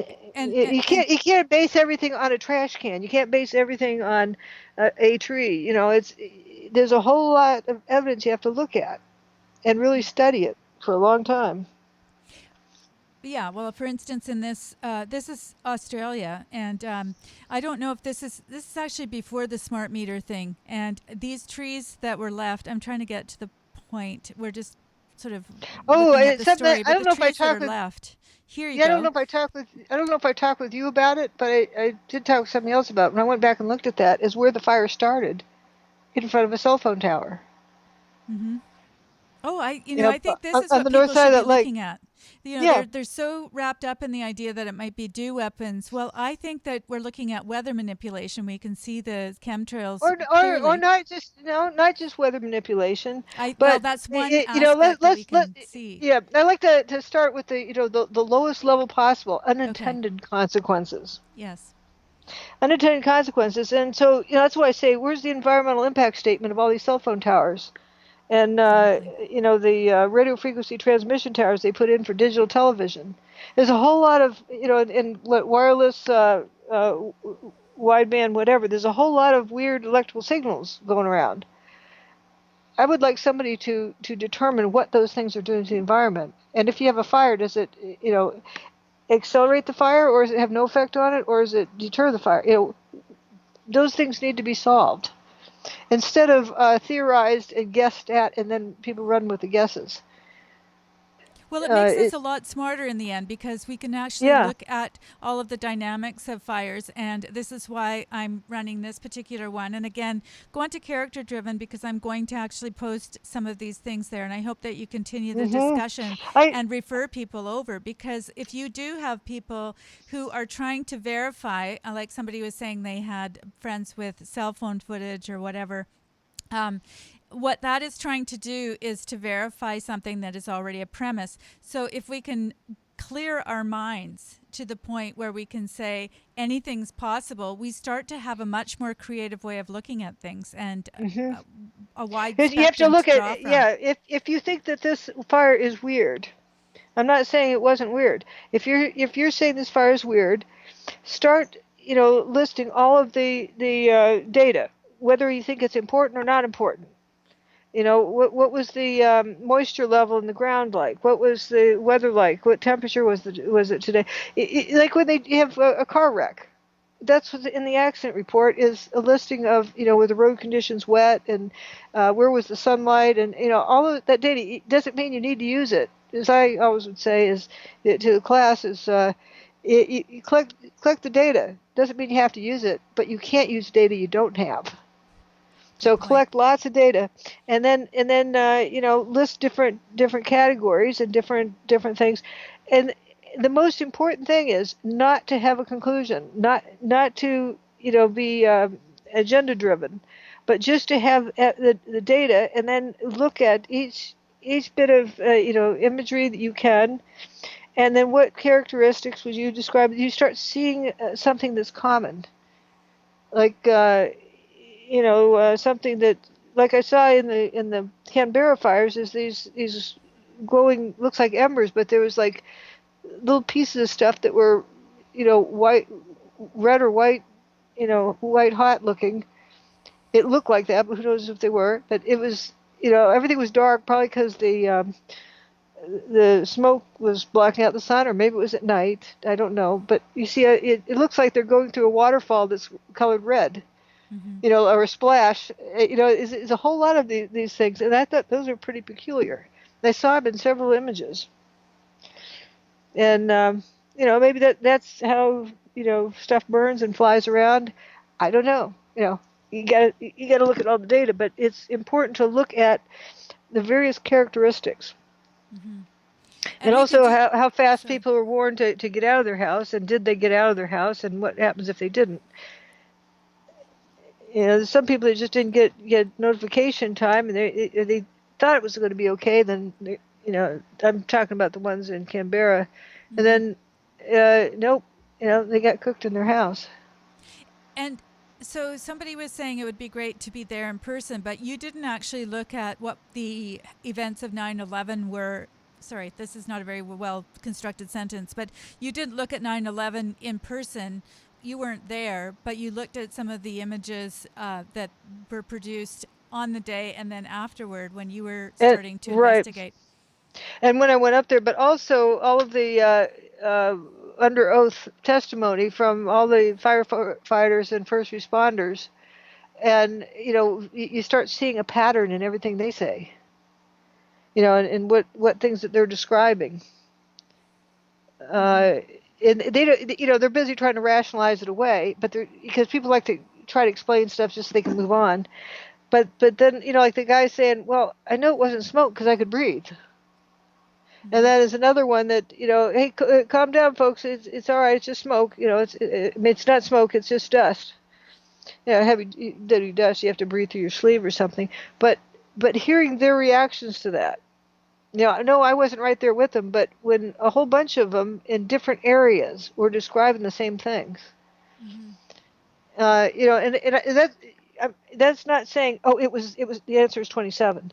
No, this is just describing something. So what I come up with is seeing that, okay, it wasn't hot, and they thought it was smoke, but they could breathe, so they knew it wasn't smoke. The smoke drives out the oxygen, so you can't breathe. And so, they thought it was mighty peculiar as all this dust. and that gets established here, there, and everywhere, like the third floor where the probie was coming down, and he says, he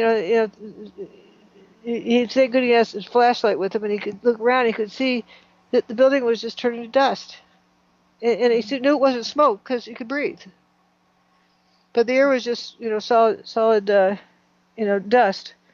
And that was peculiar. So you see enough of these kinds of testimony. Then right after he got out is when the building went poof.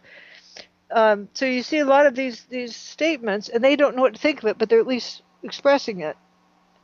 Some try to rationalize it away, but they're still describing it. You see that becomes significant, as well as that matching that the images are, and you see the building turning to dust in the images.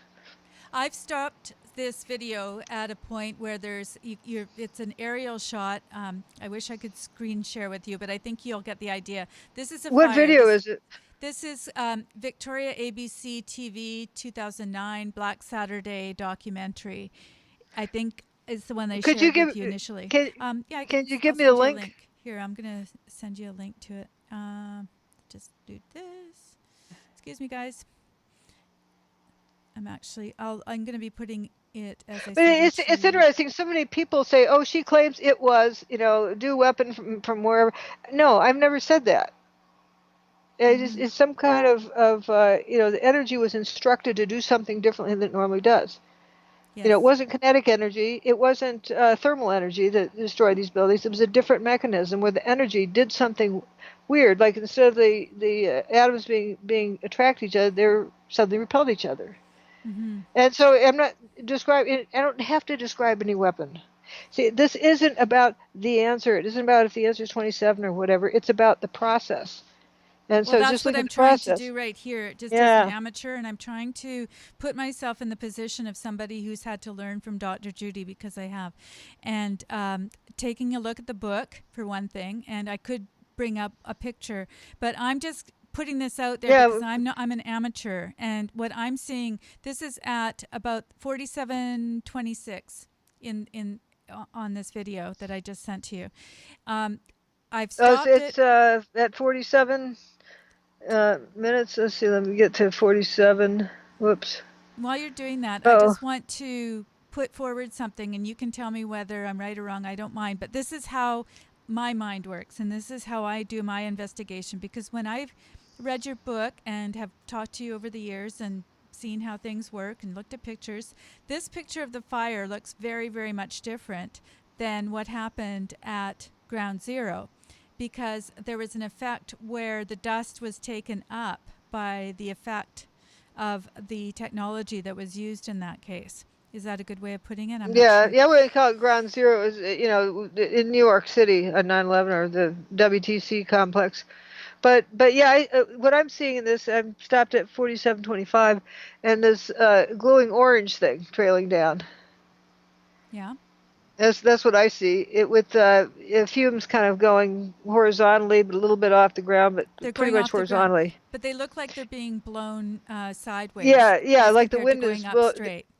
Right, and that's one of the things I looked at early on in the WTC thing. I looked at oil fires, I looked at forest fires, and the dust kind of it might go up a little bit depending on what the wind conditions are. But it doesn't go up into the upper atmosphere. It doesn't make a beeline vertically upward. And you remember how the dust rollout looked on 9/11. It goes horizontally for a little bit, then it goes up. And the Bob and Bree video, it doesn't quite touch their window when it goes up. It never touched their window. And it goes up. And you see it, it's kind of like rising bread. The whole cloud starts going up. It doesn't roll out. Like if my analogy in my head is on the basement floor, you put a pile of bread flour, and you drop a cookie sheet on it. It poofs out. And how far out does it poof? It doesn't go up. It poofs out and lands, and it has a distribution. This stuff didn't have that kind of distribution. It was all like, dust, and then zero. It didn't taper off at the ends. So just look at those characteristics. We're not looking for the answer. We're looking for characteristics. And with this has a tapering off of the smoke.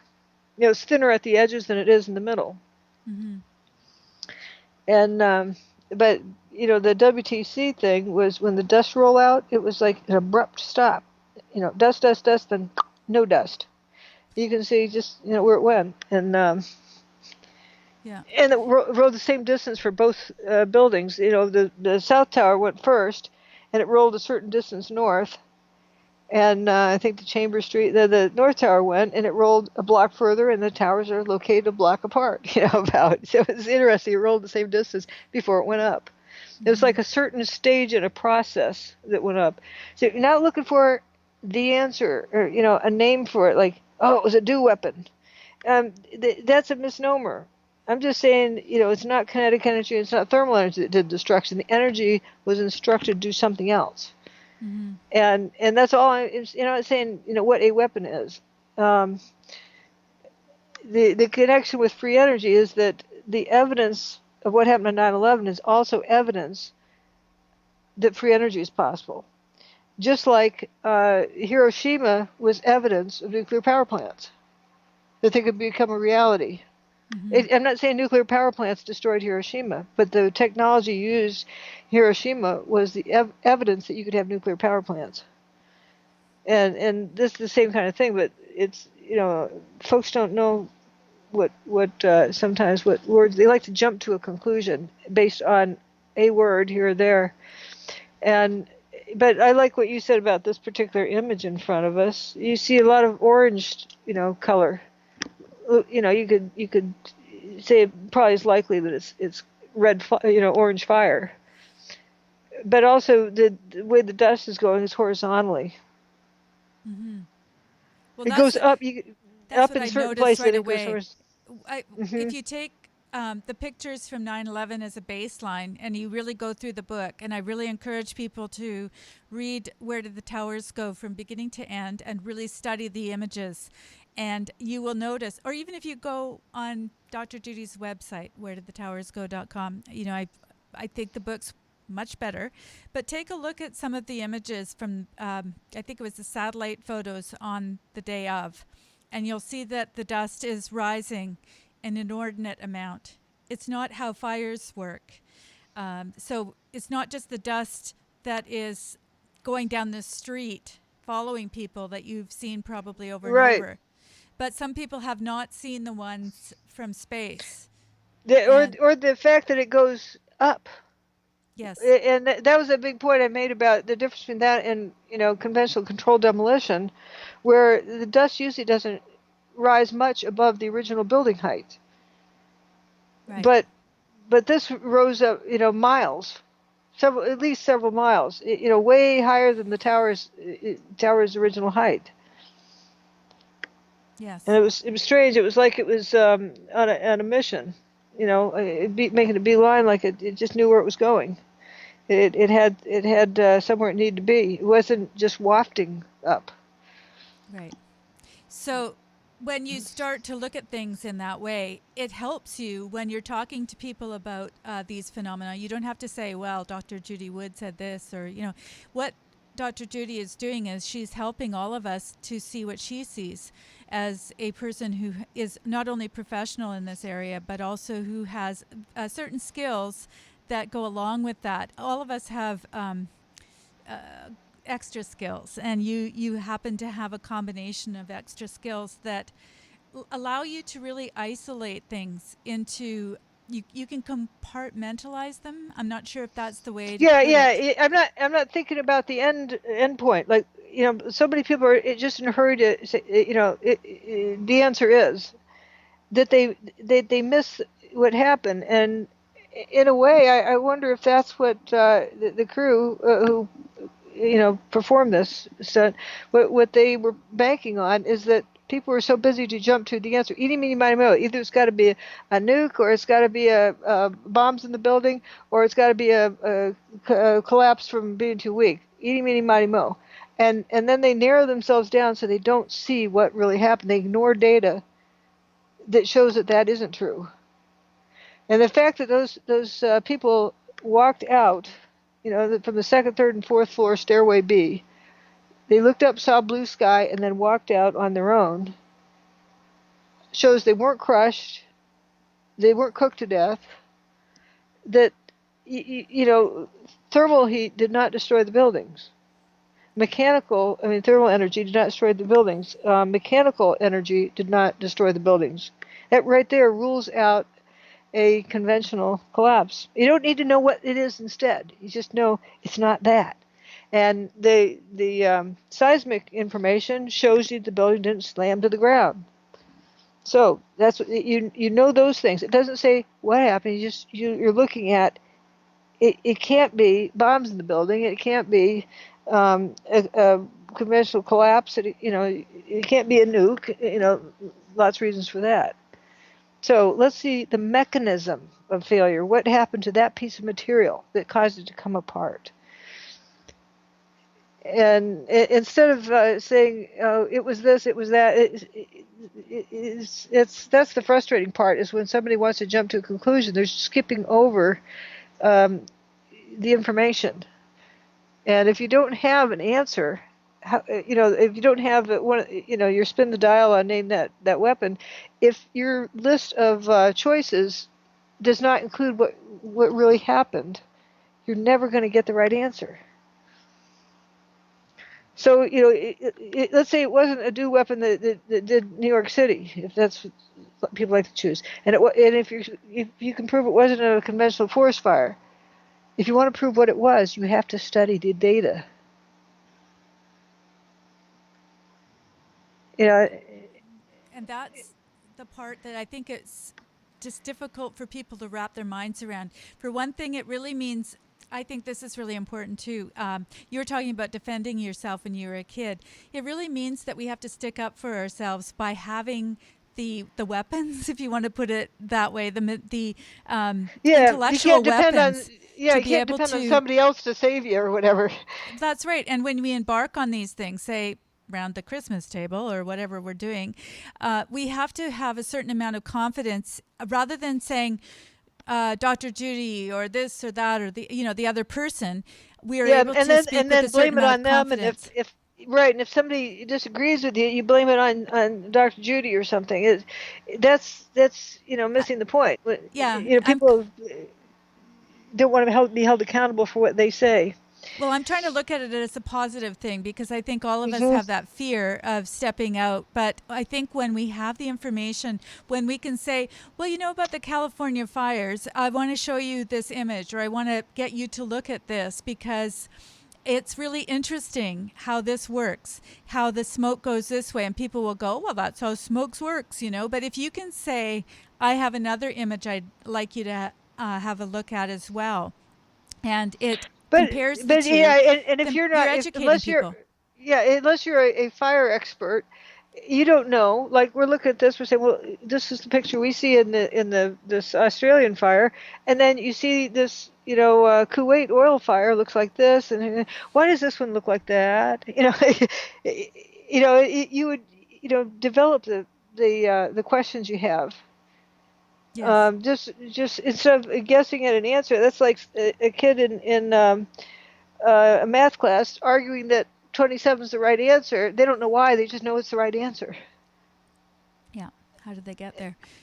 I'm just showing some Hutchison experiments in the background so that we can see that there are phenomenon that take place, and someone like John Hutchison goes out and tries it out, and he's using things that he finds in the kitchen for the most part, as a lot of people are. Yes, another thing. People say, oh, she says the Hutchison effect did it, on 9/11. No, I call this parallel evidence. We know how John Hutchison does it, and what the evidence that he produces is very similar. It's kind of like finding the forest fire that matches your California one. Okay, what caused that other one? It's not proof that they're the same, but a lot of the traits are the same. So what does that tell us? If they weren't the same, it gives you something to look at. Same with tornadoes. You see some pretty strange things happening in tornadoes, and so many people take that for granted. They haven't realized that tornadoes have been weaponized, and because nobody talks about tornadoes and what. Good. You say if you could figure out the mechanism of it, that's free energy. But just looking at known things. I'm not talking about unknown things in my book. I'm showing evidence of known things. It looks like parallel evidence. Is we know how Hutchison does this, and by golly, it looks like the same kind of weirdness happening in the World Trade Center.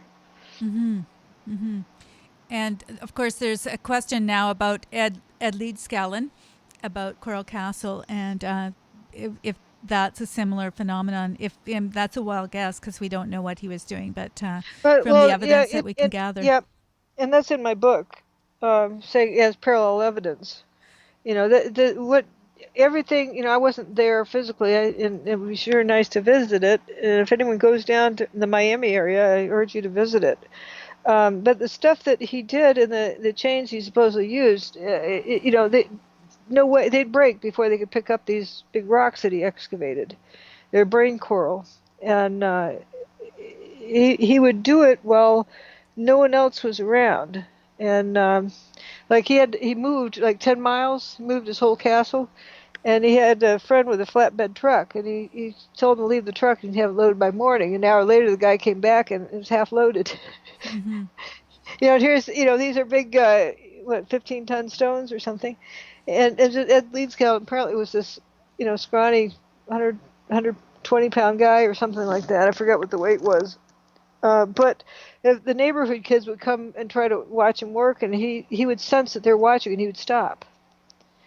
And I think that was because if you don't understand it, you don't know what you're getting into. It's kind of like you have to have a respect for this technology to know what it can do, so you don't. Oops, sorry, I blew up the planet. Yeah. See, you have to be very responsible. It's kind of like, if you have a firearms, you better have it locked up if you have little kids around. There's certain safety features, and I think this was his way of being responsible. But the thing I find most fascinating of all is, let's see, is it Serbia that Tesla came from, and this guy came from Latvia? I think They're you're sort right. of, one's further north than the other, but they're pretty sort of in the same area. One's along the, what do they call it, on the longitudinal lines. I mean, the same east-west component, but different north-south components as the locations. But it basically at the same time, in history, around 1900 plus or minus, and into the early 1900s. So I'm wondering what was going on then. And Tesla was very similar. Leedskallen kind of did everything off on his own. He didn't have such big, grandiose ideas, except building this castle himself. And so I'm sort of fascinated with that. Are there other people out there? Was there sort of an underground of information that was shared, but only to other people you could be responsible, that you knew were going to be responsible with it?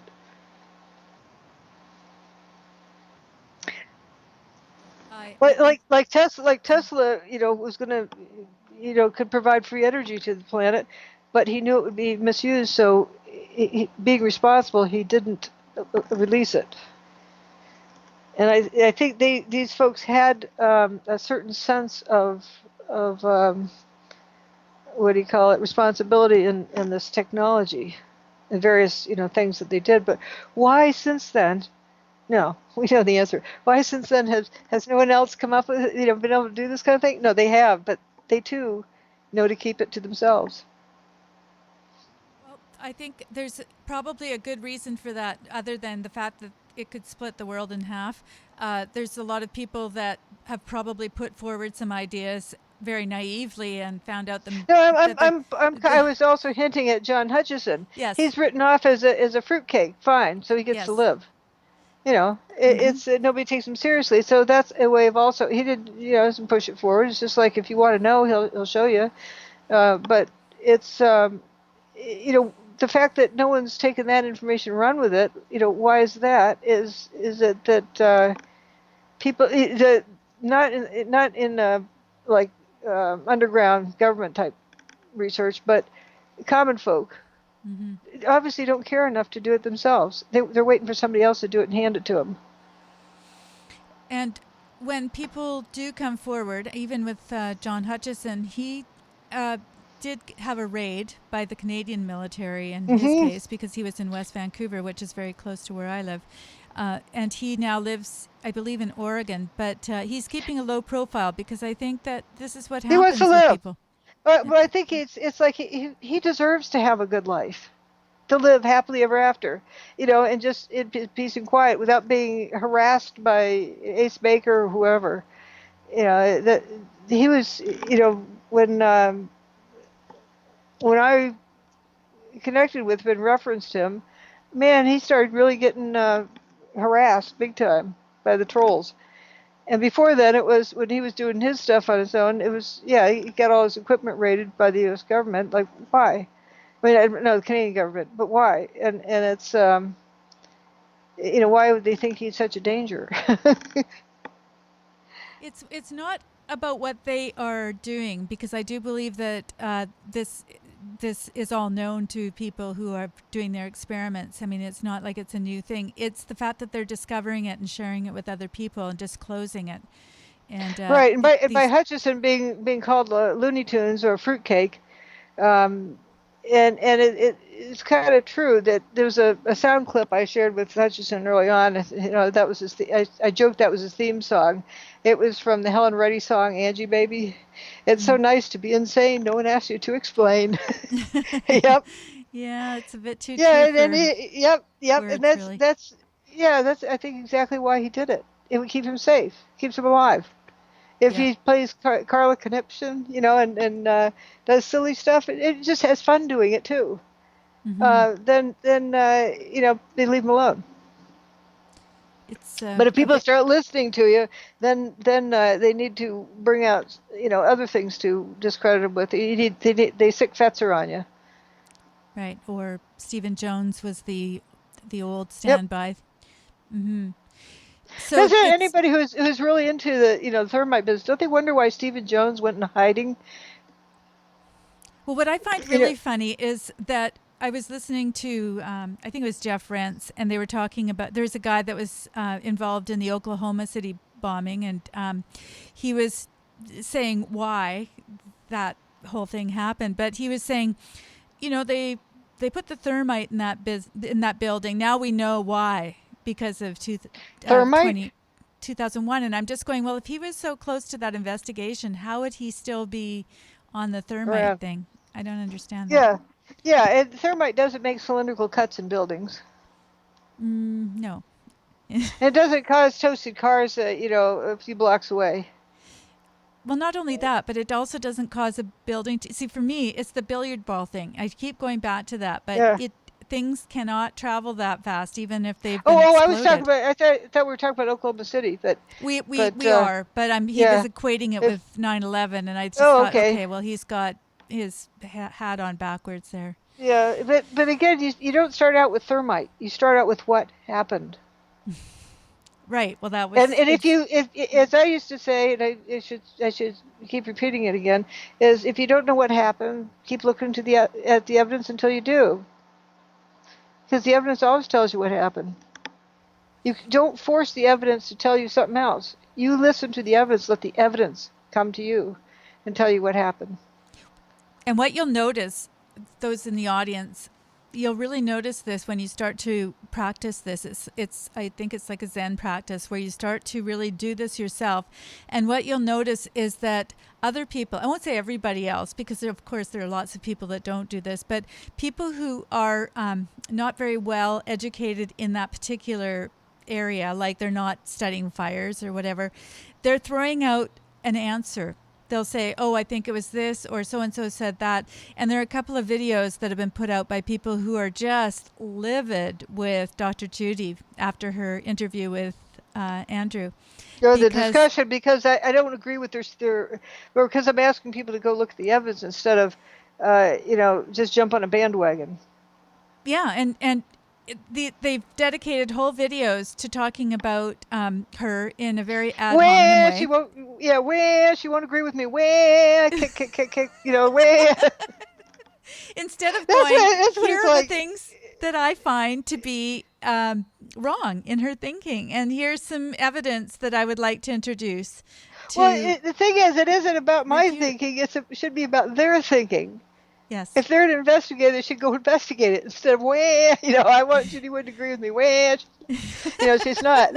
Instead of, they should show, write a research paper and, go forth with it. If there's a government a report on this, contest that. Yes. That's what I did. But we've been taught to, just like this Jordan Peterson thing, to start attacking the person and saying things like, just incongruous things like, do you know how many transgender people have committed suicide? It has absolutely nothing to do with free speech, right, which is what Jordan Peterson is talking about. In fact, it's another way of trying to infringe on his free speech by now adding another emotional quotient to it. Yeah, they try to, there's all these, right, the talking points list that comes out, it's no connection with it. It's just like, put options, stand down orders, blah, blah, blah. What does that have to do with what happened to the buildings? You got to show a connection between, and then stop and think. If you didn't call somebody by the right pronoun, I've had people say, sir, and then you turn around and they go, oh, I'm sorry, ma'am. It's, by mistake, maybe I walk, too much, I don't have high heel shoes on or something. But they say, sir, and then I turn around and, ma'am, oh, sorry, ma'am. And they're red in the face. Okay, does that make me go out and commit suicide? Well, if so, then, some serious things going on there. And if somebody can't negotiate this world, they need to learn how to negotiate the world and deal with stuff. I'm discriminated against all the time, but why should I have a law passed for that? That's not going to fix it. To coddle me.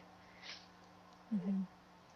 Well, and you have better things to do, I think. The thing, if we have a mission in life, or we have something that kind of absorbs our interest, whether it's bike riding or whatever it is, or 9/11, then find something you succeed at. Then if you know anybody who's in the growing up stage where they're learning how to negotiate life, have something they can various hobbies and things they can do until they find something they're good at, and that makes them feel good about themselves. And they develop inner security. If you don't get inner security by passing a law to have the world coddle you, or by inflicting your particular perspective on someone else. I think our sense of security, and I again, all of these things, my mind works in this way. I see sort of this common thread between everything, whether it's the fires or the Jordan Peterson issue or 9/11. Because if we've really looked into it ourselves, then we have a certain security. We don't need to argue. We can just present things. Know it is that you know that you know. Yeah, it's not a personal thing. It's just, oh, did you know this? And if people don't accept it, or they say that you're crazy or whatever, just walking away from that or changing the subject is just fine. I think those people that get riled are engaging on the emotional level. Why do they need somebody else to agree with them? Well, this is what I think is the handle. Again, it goes back to this Scott Adams thing of how we get sucked in. And he said, because he was persuaded to start to listen to some of the things that Trump was saying. He didn't turn into a Trumpite or what. He was listening to some of the things that he was saying, and they made sense. And he mentioned that, and people unfriended him. He's the Dilbert guy, and he's got all these friends, and people just said, oh, you're a Trumpite. No, why is it? Certain things. Why is there a team been painted that where you need to hate Trump or you're ousted? Why is that the objective? Well, because we've been trained that way by the mainstream, because that's what they're trying to do. They're trying to oust him because they don't want him in that position, because they want their way. And they want the control and the power, and he's taking it away. They can't do it through evidence. So they do it through this other technique, this kicking, screaming, and I was just thinking of another analogy. Fetzer again. You know how he bristles up and the hair stand up in his back. He started growling. He Oh. growls after something to get his way. Uh-huh. He doesn't do it on evidence. He does it on he just starts reeling off talking points with this anger dump, and you don't like him being angry at you, so you back off and go away. Well, that's true of That's all people that are angry. Have you ever noticed that right. the angrier people are, the more that People go people away. agree with them?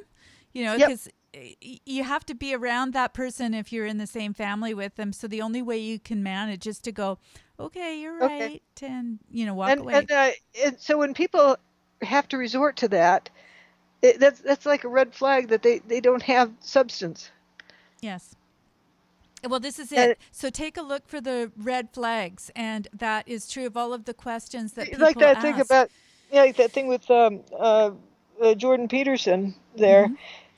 That these people were getting angry and riled up, and he was like, he couldn't handle, this all this anger dump business, that we can't have a discussion here. Mm-hmm. And so until they learned to calm down, then the one guy, talking, other people were kind of quiet. But the second clip, the same thing, that the guy was just hogging the airwaves. The social justice You warrior called guy. that a guy. You used the wrong pronoun. I think that was Sorry, that person. Well, a whatever. them. I've used guys generically. Yeah, Like yeah. all my newly hatched chicks, they're all he. Well, somebody mentioned in the But chat they were otherwise, saying it was like Pat on Saturday Night Live. You can just call that person Pat.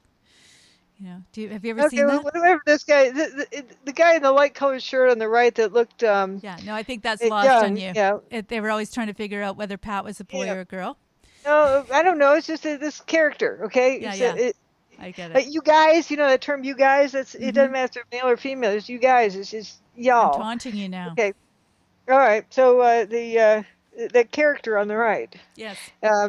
Peter. That one was just like just ranting and ranting and ranting, and the other person couldn't answer his questions because he was just going on with the next rant. Just hear himself rant. It was like.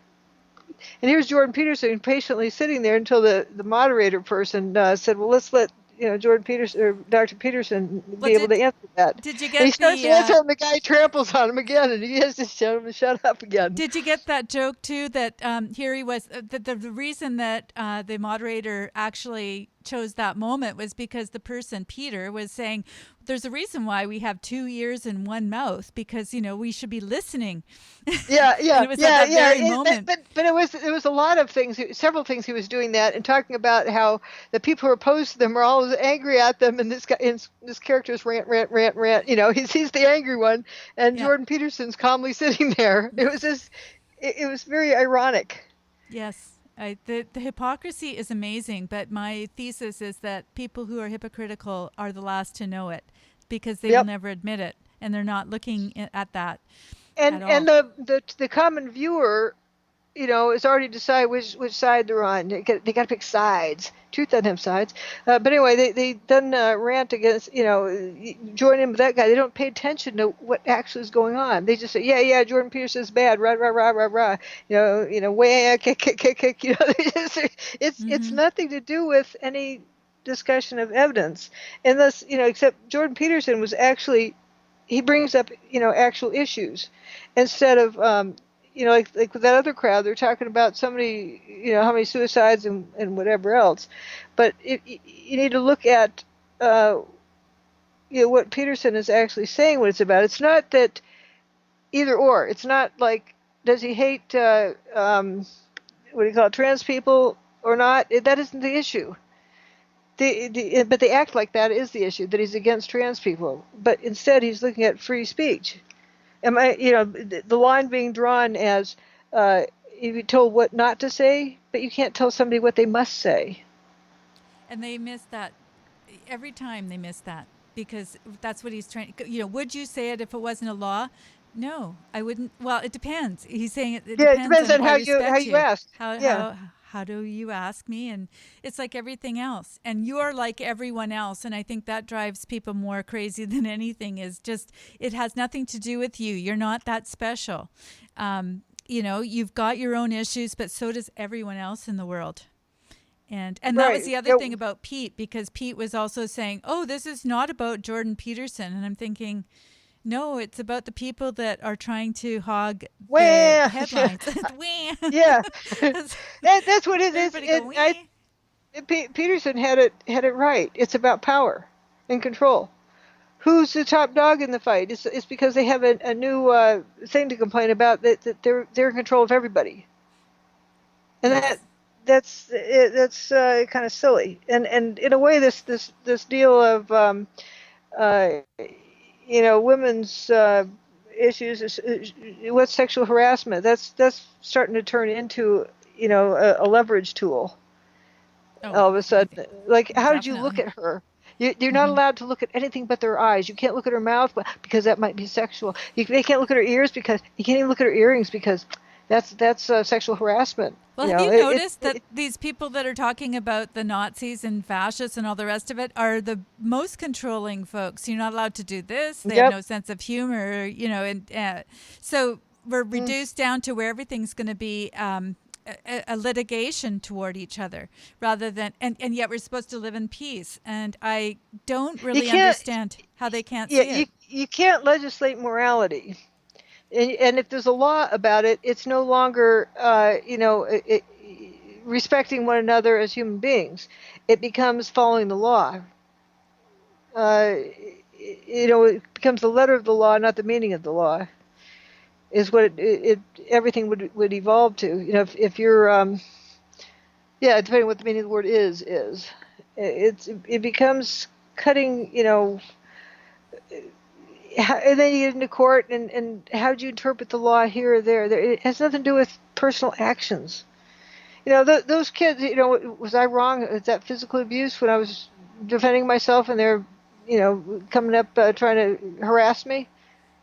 If you take that to court, they're going to say who did what first to whom, and instead of, it's not nice to do that to somebody, whatever they're doing, and that's why they're doing it.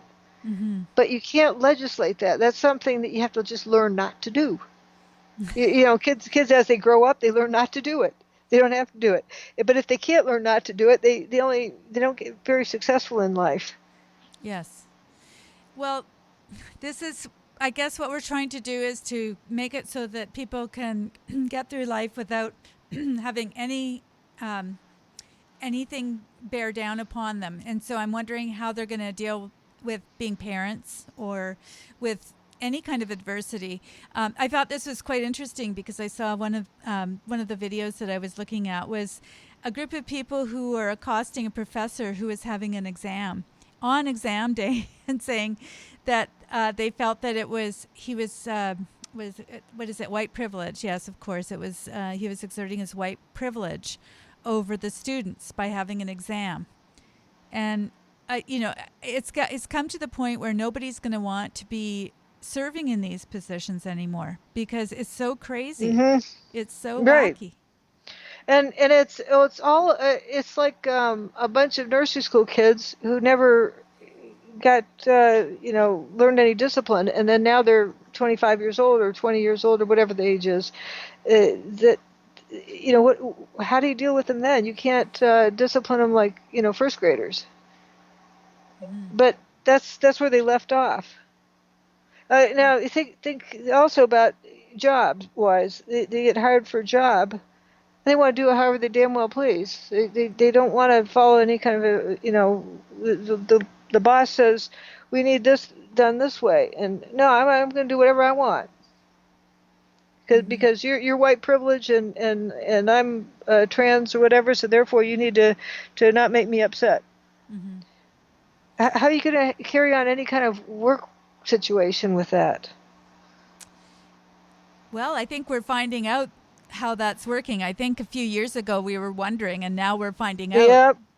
Yep, because they can't hold down a job if they want to sit and talk on the phone all day and not do their work and not get it done. How do they stay employed? Well, what they do is they sue people. That's how they have an income. They get employment. They sue the university for not having a job. I heard that's the latest thing. Oh. The students are suing the university. You promised me that I'd have a job, and I don't have one. So that they live on the lawsuits, I suppose. It's, something I used to say about, when we're in the old folks' home, that we need these people to feed us. They won't know how. They won't want to anyway because we're expendable. We're not Right, useful to right. them. I mean, I started to say that to somebody else, and they finished my sentence, but they didn't, they answered it slightly differently, but it was the same thought they had in their mind too. That what's going on? The sense of responsibility is a problem. Yes, or the lack thereof. Well, I think. And if you make your kid have a paper route or a babysitting job to earn spending money, that's probably going to get turned in for child abuse. Yeah, well, of course. I mean, not only that, but they're disturbing the peace of people by slapping those papers around. I mean, there's so many different ways in which people can find problems with their neighbors, and yet they're talking about world peace. And I'm thinking, I'm going to add one more thing here. Yes. You probably remember it in elementary school. Is the kid who says, "Dog ate my homework," and they think the teacher actually can believe them. It's like, or Johnny did it, or so and so did, and they have all sorts of excuses they come up with. Like first graders, kindergarten types. It's figuring out how to take responsibility, and they figure out all the excuses around it of how to blame somebody else. Mm-hmm. And what happens if that isn't dealt with? Okay, can I just throw something in because I cannot not say this. When you've got someone like Hillary Clinton, now again, this is not about ad hominem. I'm talking about a very substantial argument that I have about the way that people deal with problems that they have in their life.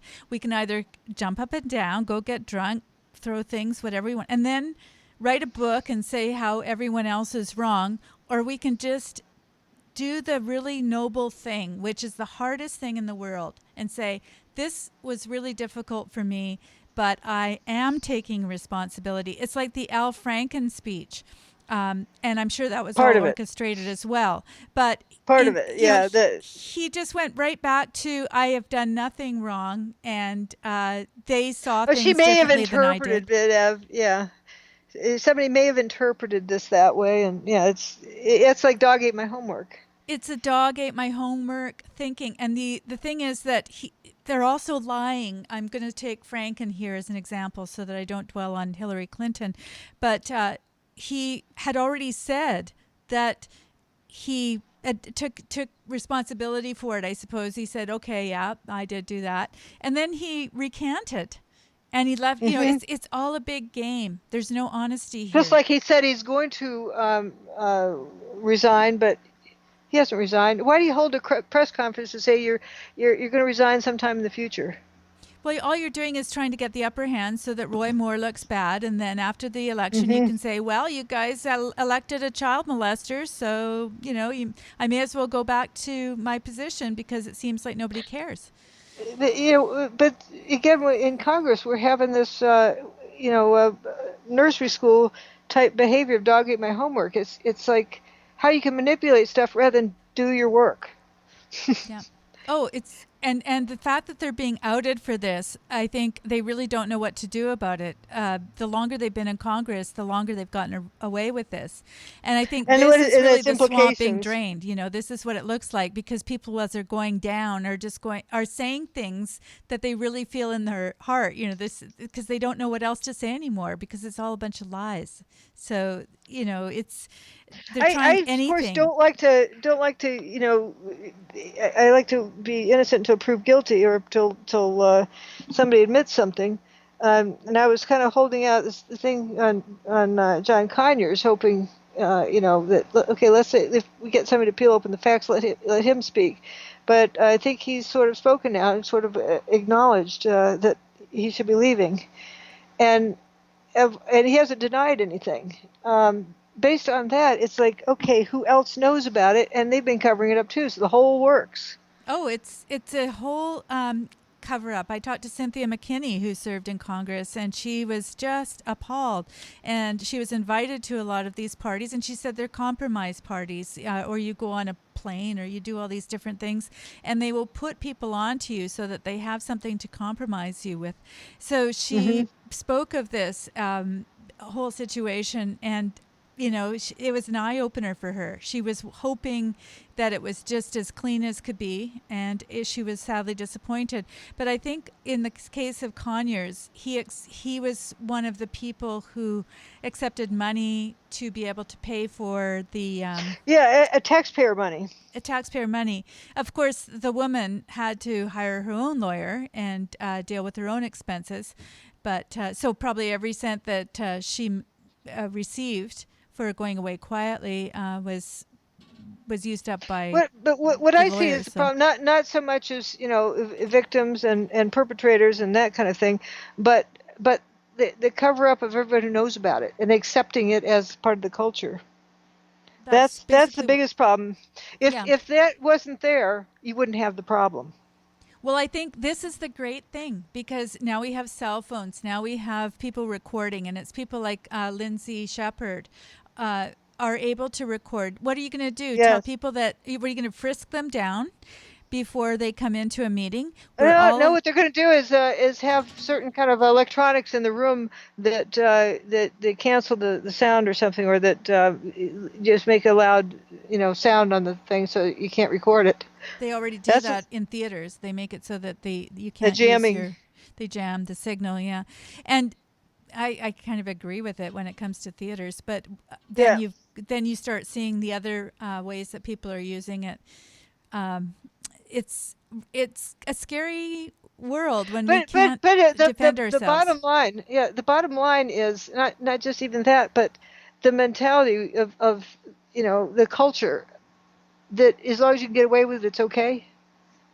That's the whole thing. And so what is Jordan Peterson's first rule of his Always 12? tell the truth. I don't know. It is a list of 12 things that when I saw that video, the first thing he listed, it was not rule number 1. I think it's like rule number 7 or something. But it was the first thing they talked about, and that was where my turning point was with him. It's like, that's the thing I used to say. And I'd end an interview. They say any last words. I say, yeah, always tell the truth.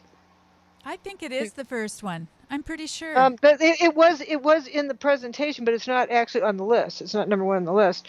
Is it not? Oh. Right, but it's the first thing they talked about in that video.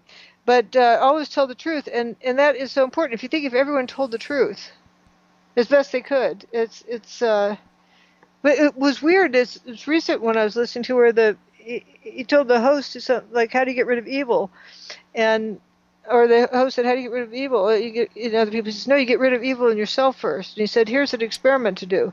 Exactly. Try going 1 month without telling anything that's not the truth, without saying anything. He didn't say, without always answering something, but without saying anything that is not the truth. And the person kind of chuckled.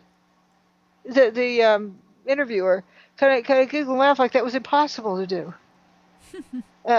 Since then, someone's explained to me if you live with a spouse or something, people tend to tell, quote, white lies. I don't know why they need to, but I like Jordan Peterson's idea that it's something like if your wife says, "Do I look fat in this dress?" and he said he should answer, "Don't ask me manipulative questions." Mm-hmm. Well, yeah. I have to say I'm attracted to those kind of people, and there's very few in the world, and I think most of them get maligned for being too blunt. And I know I've had that said about me too, because often I mean my mom was very blunt, and I think it's just honest. And I think this is the thing about Trump too that I like, because he says the most silly things in some ways, but I think they're quite calculated. But I love that because they're obviously coming right off the top of his head. But I also come to see that they are calculated to an amazing degree. It's like getting the message out subliminally, because and it gets people talking. Yes, bingo. He gets this topic going in people's minds, so they think about a topic. Doesn't matter what he said about it. He gets them thinking about it. If he doesn't say, "Now go home and here's your homework assignment. Think about this topic." No, he gets them thinking about it. Yeah. Try not to think about elephants. Yep. I think he's a genius because he'll bring up something so outrageous that it gets onto every newscast and everyone's talking about it. No matter what other news is going on, he's got everybody talking about this particular thing that he wants them to talk about. And then they're saying that he's completely insane. And then, of course, later on you find out that that it's all about the substance of what he was trying to get across. Like when he said he was being wiretapped and everybody said, oh, it's not wiretapping anymore. Well, he doesn't know what he's talking about. Well, now he's able to say, I don't care what you call it. He was electronically surveilled. I was being surveilled. And so they were getting off on all these other tangents rather than just looking at the or technical wording or something. But yeah, it gets stirred around. But this isn't about if you love or hate Trump. Again, we have to give that disclaimer because people get all worked about it. It's like all or nothing. No, we're just noticing these traits that are pretty interesting. Mm-hmm. And that's might be how he got elected is knowing how to get various subject matters being talked about. And someone pointed out about analyzing his thing. His campaign was like branding. Branding something, and saying it enough times so it catches on, like low energy Jeb. You think that, and then crooked Hillary. Use that enough times, and that's all that's needed to take sticks. Off. I mean, how many people are talking about Pocahontas? And so when Elizabeth Warren goes to run in a few years, as she will, and Pocahontas, that's right. It's not, he's planning for the future. He's actually taking pokes at people in very real ways. And actually, it's the exact same thing Stephen Jones did about space beams. Right. Ray beams from space, or Pons and Fleischman about calling it cold fusion. It's the same thing, but Trump can come up with it on the fly. It's rather impressive how brilliant he is with that kind of thing. And how Teflon he is about. I mean, he's very confident. And who knows? Maybe he goes home and crumbles. But I don't think that he's about to commit suicide because someone uses the wrong pronoun. And I think he is the perfect antidote for exactly what it is that we're talking about here, because this is the kind of resilience that we need. We speak the truth at any cost, and we go back and how many? Here's a homework assignment. Here's a homework assignment to ask all the listeners, if there's any left out there. Is how many people do you know who would speak the truth, regardless of how it would affect their popularity? That's a good one. Well, we've been taught, again, to follow the crowd, to wear the right jeans, to be the same as everybody else and be homogeneous. So it's a big risk for us to go our own way and to speak our truth. And I suggest that you find friends that are of that ilk, because it's the only way that you're going to be able to because otherwise, if you want to change the world and you don't like the way things are going, get everybody around you to speak the truth and make it popular to speak the truth. So that you too can speak the truth for those 30 days. Because the biggest problem that we have is when we speak, we're often speaking to people that have an expectation that we're going to say, yes, that's a beautiful dress, or do the same thing that we've been doing. I'll go ahead and do some name dropping here. Okay. Jim Mars knew my work was correct. But when confronted about that, he goes to the thermite because he wants to be popular. You can assume it's because he wants to sell books, he wants to get on radio talk shows or whatever and sell more books and whatever he's doing. But I don't like to talk bad about somebody who's not here, but this is just a piece of data that he like somebody called into a radio show. Well, so what about the unburned paper? Oh, I don't know there, but she doesn't have any evidence. Well, what about the Tosa cars? Yeah, you're right, but she doesn't have any evidence. I mean, it just went down this long list. That should have had any evidence for anything, but none of these could be explained by thermite. What about thermite burns paper and there's all this unburned paper in there? Yeah, but Judy Wood doesn't have any evidence. It was like he desperately could not say it out loud. That I was correct. He had to please the crowd, and I think that's really what it was about. And there's other ones like that too, like Jesse Ventura. He knew my work was correct, and he stood up against Alex Jones about it. But then he decides he's going to entertain the truthers because he wants to be popular. And you don't get to the truth that way. If you're mixing in truth with falsehoods, you just have a muddle up soup. And my particular belief is that we're here on Earth to test this very thing, to be able to have these challenges in our life, and some of them are bigger than others. But the more you stick your neck out, and the more that you make your opinion known, and the more you get to the truth, the more hassle you're going to get. I mean, look at Jesus. He was setting the example. I mean, he didn't back down at any point. And I think this is what we're being shown, is that those of us that do stick our neck out are going to sometimes get them chopped off, and we have to take that risk, and we can't have that fear.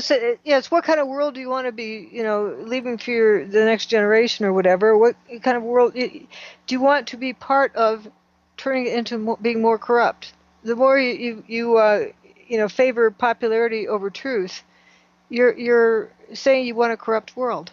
And the more that we start navel gazing and worrying about what pronouns people are using, and me, and how it hurts me and how it affects me, and the less we are thinking about our legacy and our heritage. And I think that's all part of the plan. Think about yourself. It's all about me, because then you are not. You have every justification to stay to fight everybody around yourself instead of looking at the big picture. And I think it's all part of it. And if we start to see it, it becomes really, really obvious, and we can just call it for what it is. Again, come back to Congress and all this whatever has been going on, like with Conyers and so forth. There's lots of people that know about it. Like even was it Nancy Pelosi was saying that in his office, he'd be walking around in his underwear, and that's because he has a closet of clothes in there. He must have been changing his clothes. But apparently this happened lots of times. Yes. And why don't you lock your door when you're changing your clothes? But for somebody to be excusing various things like that, and it becomes politically inefficient to stand up for him anymore. So she turns on him, but. Clearly this is about popularity. It has nothing to do with truth. When it starts having nothing to do with truth in any of these people who are supposed to be running our country, we're in a heap of trouble. Of course, we already knew that, but how do you get, with new people coming in, how do you ensure that, truth has got to be important? Well, I think what's happening right now, to me, is excellent, because what it's doing is it's making people have the conversation. I think it is part of the draining of the swamp.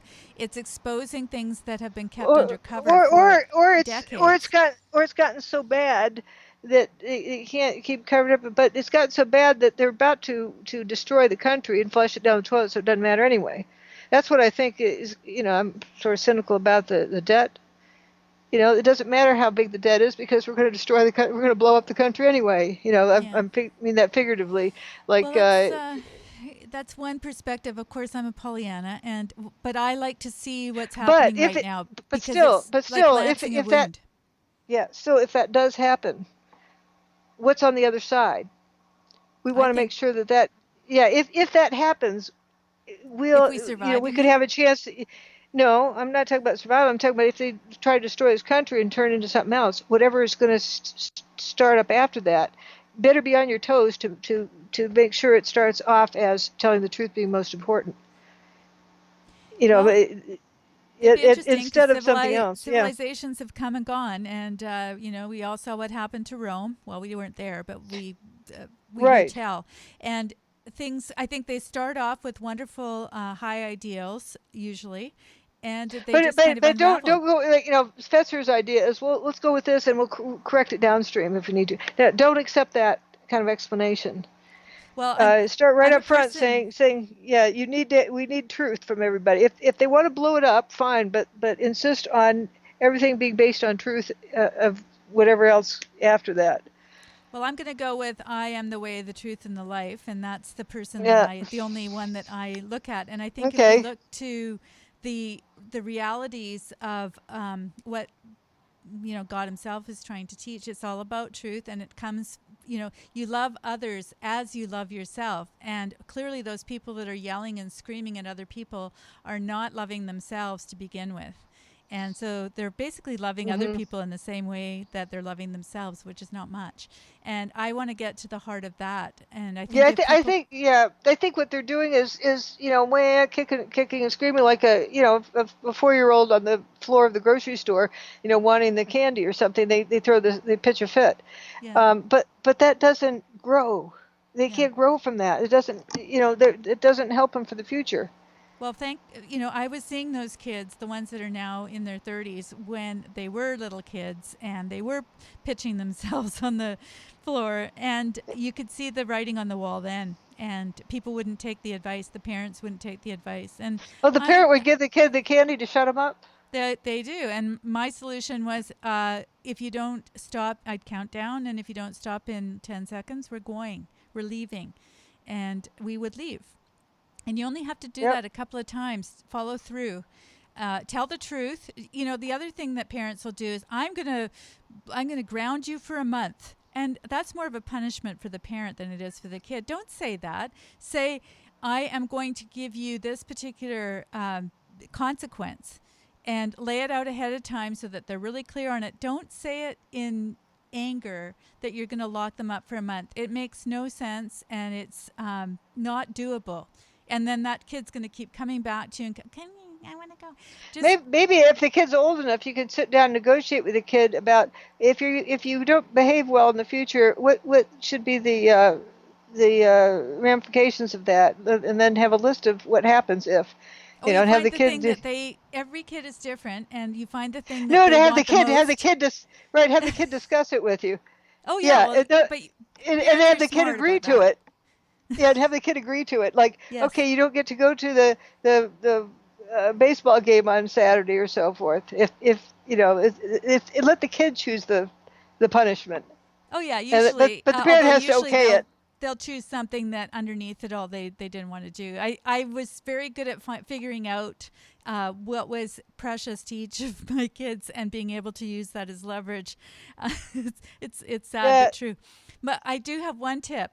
If you have teenagers and like me, have babies and teenagers and you never get to sleep, set out an alarm clock and decide with that teenager what time they have to come home. And you say, okay, it's 11 o'clock, whatever it is. And you set the alarm for that time and you go to sleep. The mom can go to sleep. And when the alarm goes off, you know that you have to start worrying then.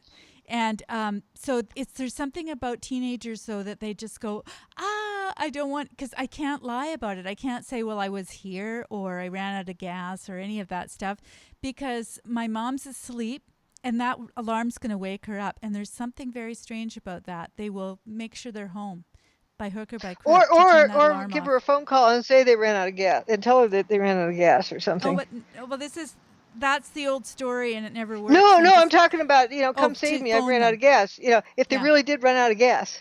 Well, you see, I would just say I'll be sleeping because I have babies that are going to wake up all night, and I have children that are getting up in the morning. So I'm going to be asleep. So most parents, what they do is they say, I get very worried when you're out late, and I'll be up thinking about you. The kids don't care. They're just teenagers, and they're totally self-centered. But if it means that the alarm's going to go off, there's just something weird about that. They have to get home to turn it off. Okay, that reminds me of a situation I had when I was in junior high. I started bike racing, and it was actually set there. The guy who was our coach, I think he collected would-be juvenile delinquents and then got them on bikes. but he had us arranged to meet on a street corner at like 5:30 in the morning to go on a training ride, on a school morning. Mm-hmm. And so you couldn't call the other person's house to say you weren't coming because you'd wake up their parents. This is so we knew we had to be there, and that made sure we got up there and got to the street corner we were going to meet and to do our morning ride. I think before school. You're saying it better than I am. It's something about kids, no matter how how selfish they are. They don't want to wake up the parents. They're Yeah. they Yeah, really don't want to do that. I hadn't seen that parallel between the two things, but it was still that same kind of thing of, it gets the responsibility issue going. It does, and it's quite interesting because it really puts it on their head. They can choose not to come, but and also, as you say, you do But then their friend negotiate gets, what's yeah. going to happen if they don't come in. There's going to be okay. It's an if-then scenario. It's very straightforward. If that alarm goes off, then we've decided that tomorrow you won't be able to go out, or we're going to set the alarm back an hour next time. That's another Yeah. one that That's drives them. good. Yeah. That you don't get to go out for X number of days, and then when you do go out, the alarm's going to get set earlier. Yeah, because you're being childish. And so I was very much, bedtimes and everything were kind of related to how mature you were. And as you got older, you got certain privileges. But we can always move the clock back. If you're going to behave like a 5-year-old, then we will move your bedtime back. But if you don't have a Nowadays, bedtime in the I'm first curious. place, then I would like to have some people call into the show or write into the show about, who have teenage kids now, and what's it like now? Because it's hard to have your own rules without our culture, because the kid gets to school and learns what other kids are doing, and to get some idea of really what it's like now with, like the participation trophies and whatnot, and how the younger parents see that. It was bad enough when I was a parent, and my youngest is 28 now. It was really, really hard to do some of the things, but I was known as a bit of a tough nut, I guess. Like my daughter, I found out that she was at a party where they were drinking, and I can't believe I did this, but I actually did call the cops because I was worried about some of the kids that were driving, and I was just concerned about their welfare. And there came a point where I didn't tell them, that I had done that. But, sometimes I look at it and I think I was a little bit too harsh. But still, it's like, the other side of it is if your kid ends up drinking accidentally at some place where she said she was supposed to be at the library, that she can still feel free, and I'm calling it a she. Feel free to call you and have you come pick her up. Well, that was kind of the deal. And what I did was I said, I'm going to pick you up at a certain time, and I made sure that I got her out of there. But it was some of the kids that I knew were going to have a problem if there was that much drinking, and I had a sincere concern about their welfare. So I can't remember all of the details, but it was hard to do. But I really felt like the other alternative was that we could end up with kids that were going to have an accident, that could die. Well, and that happens, and I know that there really is something biological about boys at that age that, and I think socially girls are starting to be a little bit like that, but that mentally they believe they're immortal. Exactly. And actually that makes them good for sending off to war because they're fearless, they're immortal mentally, but the in high school, I mean, it gets them into trouble. They don't realize that they could end up dead. It just doesn't cross their mind. I don't think they understand it. Some girls are like that, but majority. That's why car insurance rates used to be higher for boys, till somebody started suing the insurance company. So it's high for everybody now, I think. Yes, I think so too. Sorry, I'm distracted because my cat's walking on the on my audio interface. So I don't want things to get cut off. I think probably it's time to wind things up when the cats are coming in. And I had the exact same thing. This guy's starting to walk all over my leg, and we're such cat ladies, aren't we? I think there's something to it. That's right. That's one of the Jordan Peterson's rules. His 12 rules. If you're out and about and come upon a stray cat, pet it. Oh, where did you hear that one? That's in one of his 12 rules. Where are you hearing this? I thought the book's not out yet. No, but there's various preview videos, and they list as the 12 things. But that one fascinates me, and I think there's something to that because lots of things I can see, but I'd be interested to hear what he has to say about it. But cats are not. The cat owner is not a dictatorship. No, certainly not. In this Yeah, case it's a negotiation of mutual respect. Dogs, it's a dictatorship more or less. You train them to do something, but with a cat, it has to be negotiated. Well, I'm going to do something for the audience that I don't usually do. I'm just setting it up here because I think it will be amusing to people if they don't understand what I'm saying. Oh, I just want, in case I get cut off, this, here, let me just see. I'm going to show people. Oh, there we go. Okay. This is the live cat cam. Okay. This is my cat who is walking. There's the interface right there. That's the cat. And the cat's not going to rubbing up against the computer. Oh! This cat is like a parent just before the alarm goes off when they're up tapping their foot, waiting. It's like, okay, hurry up. Yeah, wrap it up. People might find this pretty cute, but this is totally unprofessional. But I pride myself on that sort of thing. I'll have to see it when it gets posted because I can't see it from here. But that'd be interesting. Yeah, we've got the close up of the kitty rubbing up against the iPad, the computer. So I think I'm going to have to. I think things are going to have to wrap up because really he is going to cut us off in a minute. Are there any comments there? Are there? No, I can't see anything about the kid. Come on, we want kitty comments. Look at this. Isn't that cute? Okay. He's sitting right in front of us. Oh, somebody says they love it. So now well, I know mine, if it's getting too late and it's time to go to bed, mine will come and slug me. Not with his claws out, but just hits me, like, come on, time to go to bed. Well, he's acting very nonchalant. He was up there. I've got aerials up there for my wireless microphones, and he was batting at them earlier.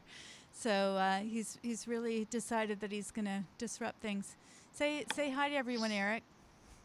Well, where are your cats? We need a cat show. Oh yeah.